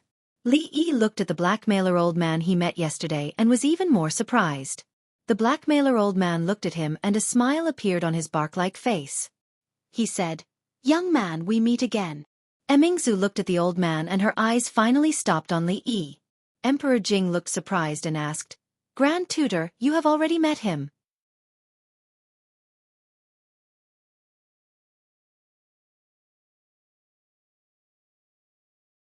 The preliminary reform of the 6 ministries is almost finished. What do you think? The old man surnamed Chu also looked over. "Ideas." Li Yi turned to look at Her Royal Highness and murmured, "Yes, what ideas do I have?" Mingzu looked at him and walked forward. She said to Jing Emperor, "Father, just now in the morning dew hall, I had a deep discussion with Dr. Li about what I saw and heard in the recent Grand Court conference. He believes that the reform of the Ministry of Revenue's tax system still needs to be improved. The reform of the local military system is a bit too hasty. It should be done step by step so that it can be stable." Li Yi breathed a sigh of relief. Looking at Her Royal Highness, who spoke confidently in the face of the old emperor and the blackmailer, he felt that it was not in vain that he brought her soup so many times. Then his eyes couldn't help but look at her chest. He was slightly startled and realized that his efforts were not in vain. After listening to her, Jing Emperor nodded with satisfaction and said, "There are some things that I wanted to remind you about, but now it seems that there is no need to do so." The blackmailer also had a strange expression on his face. He murmured, "Indeed, heroes come from the young. When I was his age, I was still studying. How could I understand these matters of state affairs? I only know a little, a little." Li Yi said modestly. The old man waved his hand and said, "If you only knew a little, Qin would not have given you such an evaluation." He looked at Li Yi again and asked, "Recently, the imperial astronomer observed the celestial phenomenon of Mars guarding the heart." Li Yi did not wait for him to finish and interrupted, "I'm afraid that Grand Tutor has asked the wrong person about this question." This blackmailer really had bad intentions. He wanted him to say something like, "Mars guarding the heart," in front of the old emperor. Ordinary people knew what Mars guarding the heart meant. As a great scholar, how could he not know? The old man frowned and looked at him. He asked, "What do you mean?" "You mean, who should I ask about this?" Mingzu glanced at Li Yi vaguely, indicating that he should not talk nonsense. The old emperor's expression was indifferent. It seemed that he was not interested in this matter. Ever since the officials of the imperial astronomer planned to treat his asthma with elixirs, he did not trust them much. Of course, you should ask the president of the Academy of Sciences, Crown Prince Li Xian. Jing Emperor finally looked at him. The blackmailer looked puzzled. Only Mingzu seemed to think of something, and her face showed a look of understanding. Li Yi explained, recently, the Academy of Sciences has developed something that allows people to observe the stars in the sky more clearly. As a matter of fact, I saw Mars a few days ago. I believe that Crown Prince Li Xian will be able to answer your doubts about Mars guarding the heart. A long time ago, after the glass was produced, Li Yi had the idea of making a telescope. Of course, it was time-consuming and laborious to polish the lens by hand. It also required a certain skill. The simplest and most convenient way was to ask the Academy of Sciences to do it. There was never a shortage of skilled craftsmen and freaks who were crazy about science. Of course, he could not let him do it for free. In return, Li Yi told him the method of making an astronomical telescope. Although the current manufacturing level was far from the level of scientific research, it was not a problem to look at the craters on the moon and observe a few stars that were relatively close. With a crude astronomical telescope, Li Xian's interest temporarily shifted to looking at the stars. It was fine to look at it alone, but he also brought the Crown Prince's wife and Shen Shu to look at it together. Especially after telling them some basic astronomical knowledge, he had already asked the Crown Prince's wife to draw a sketch of the solar system. The next step was to make a model and plan to make a more sophisticated instrument to find those stars one by one. Li Yi was not worried that he would be tied to a pillar and burned like the sages in the other world. This kind of thing only happened in the West. In ancient times, there was no debate between the heliocentric theory and the geocentric theory in China. There was no debate here either. There were only different theories. Everyone expressed their own opinions and did not agree with each other. If they argued too much, they would just fight and listen to the winner. Of course, there were other reasons for this. Western religions needed these theories to prove that God was in heaven.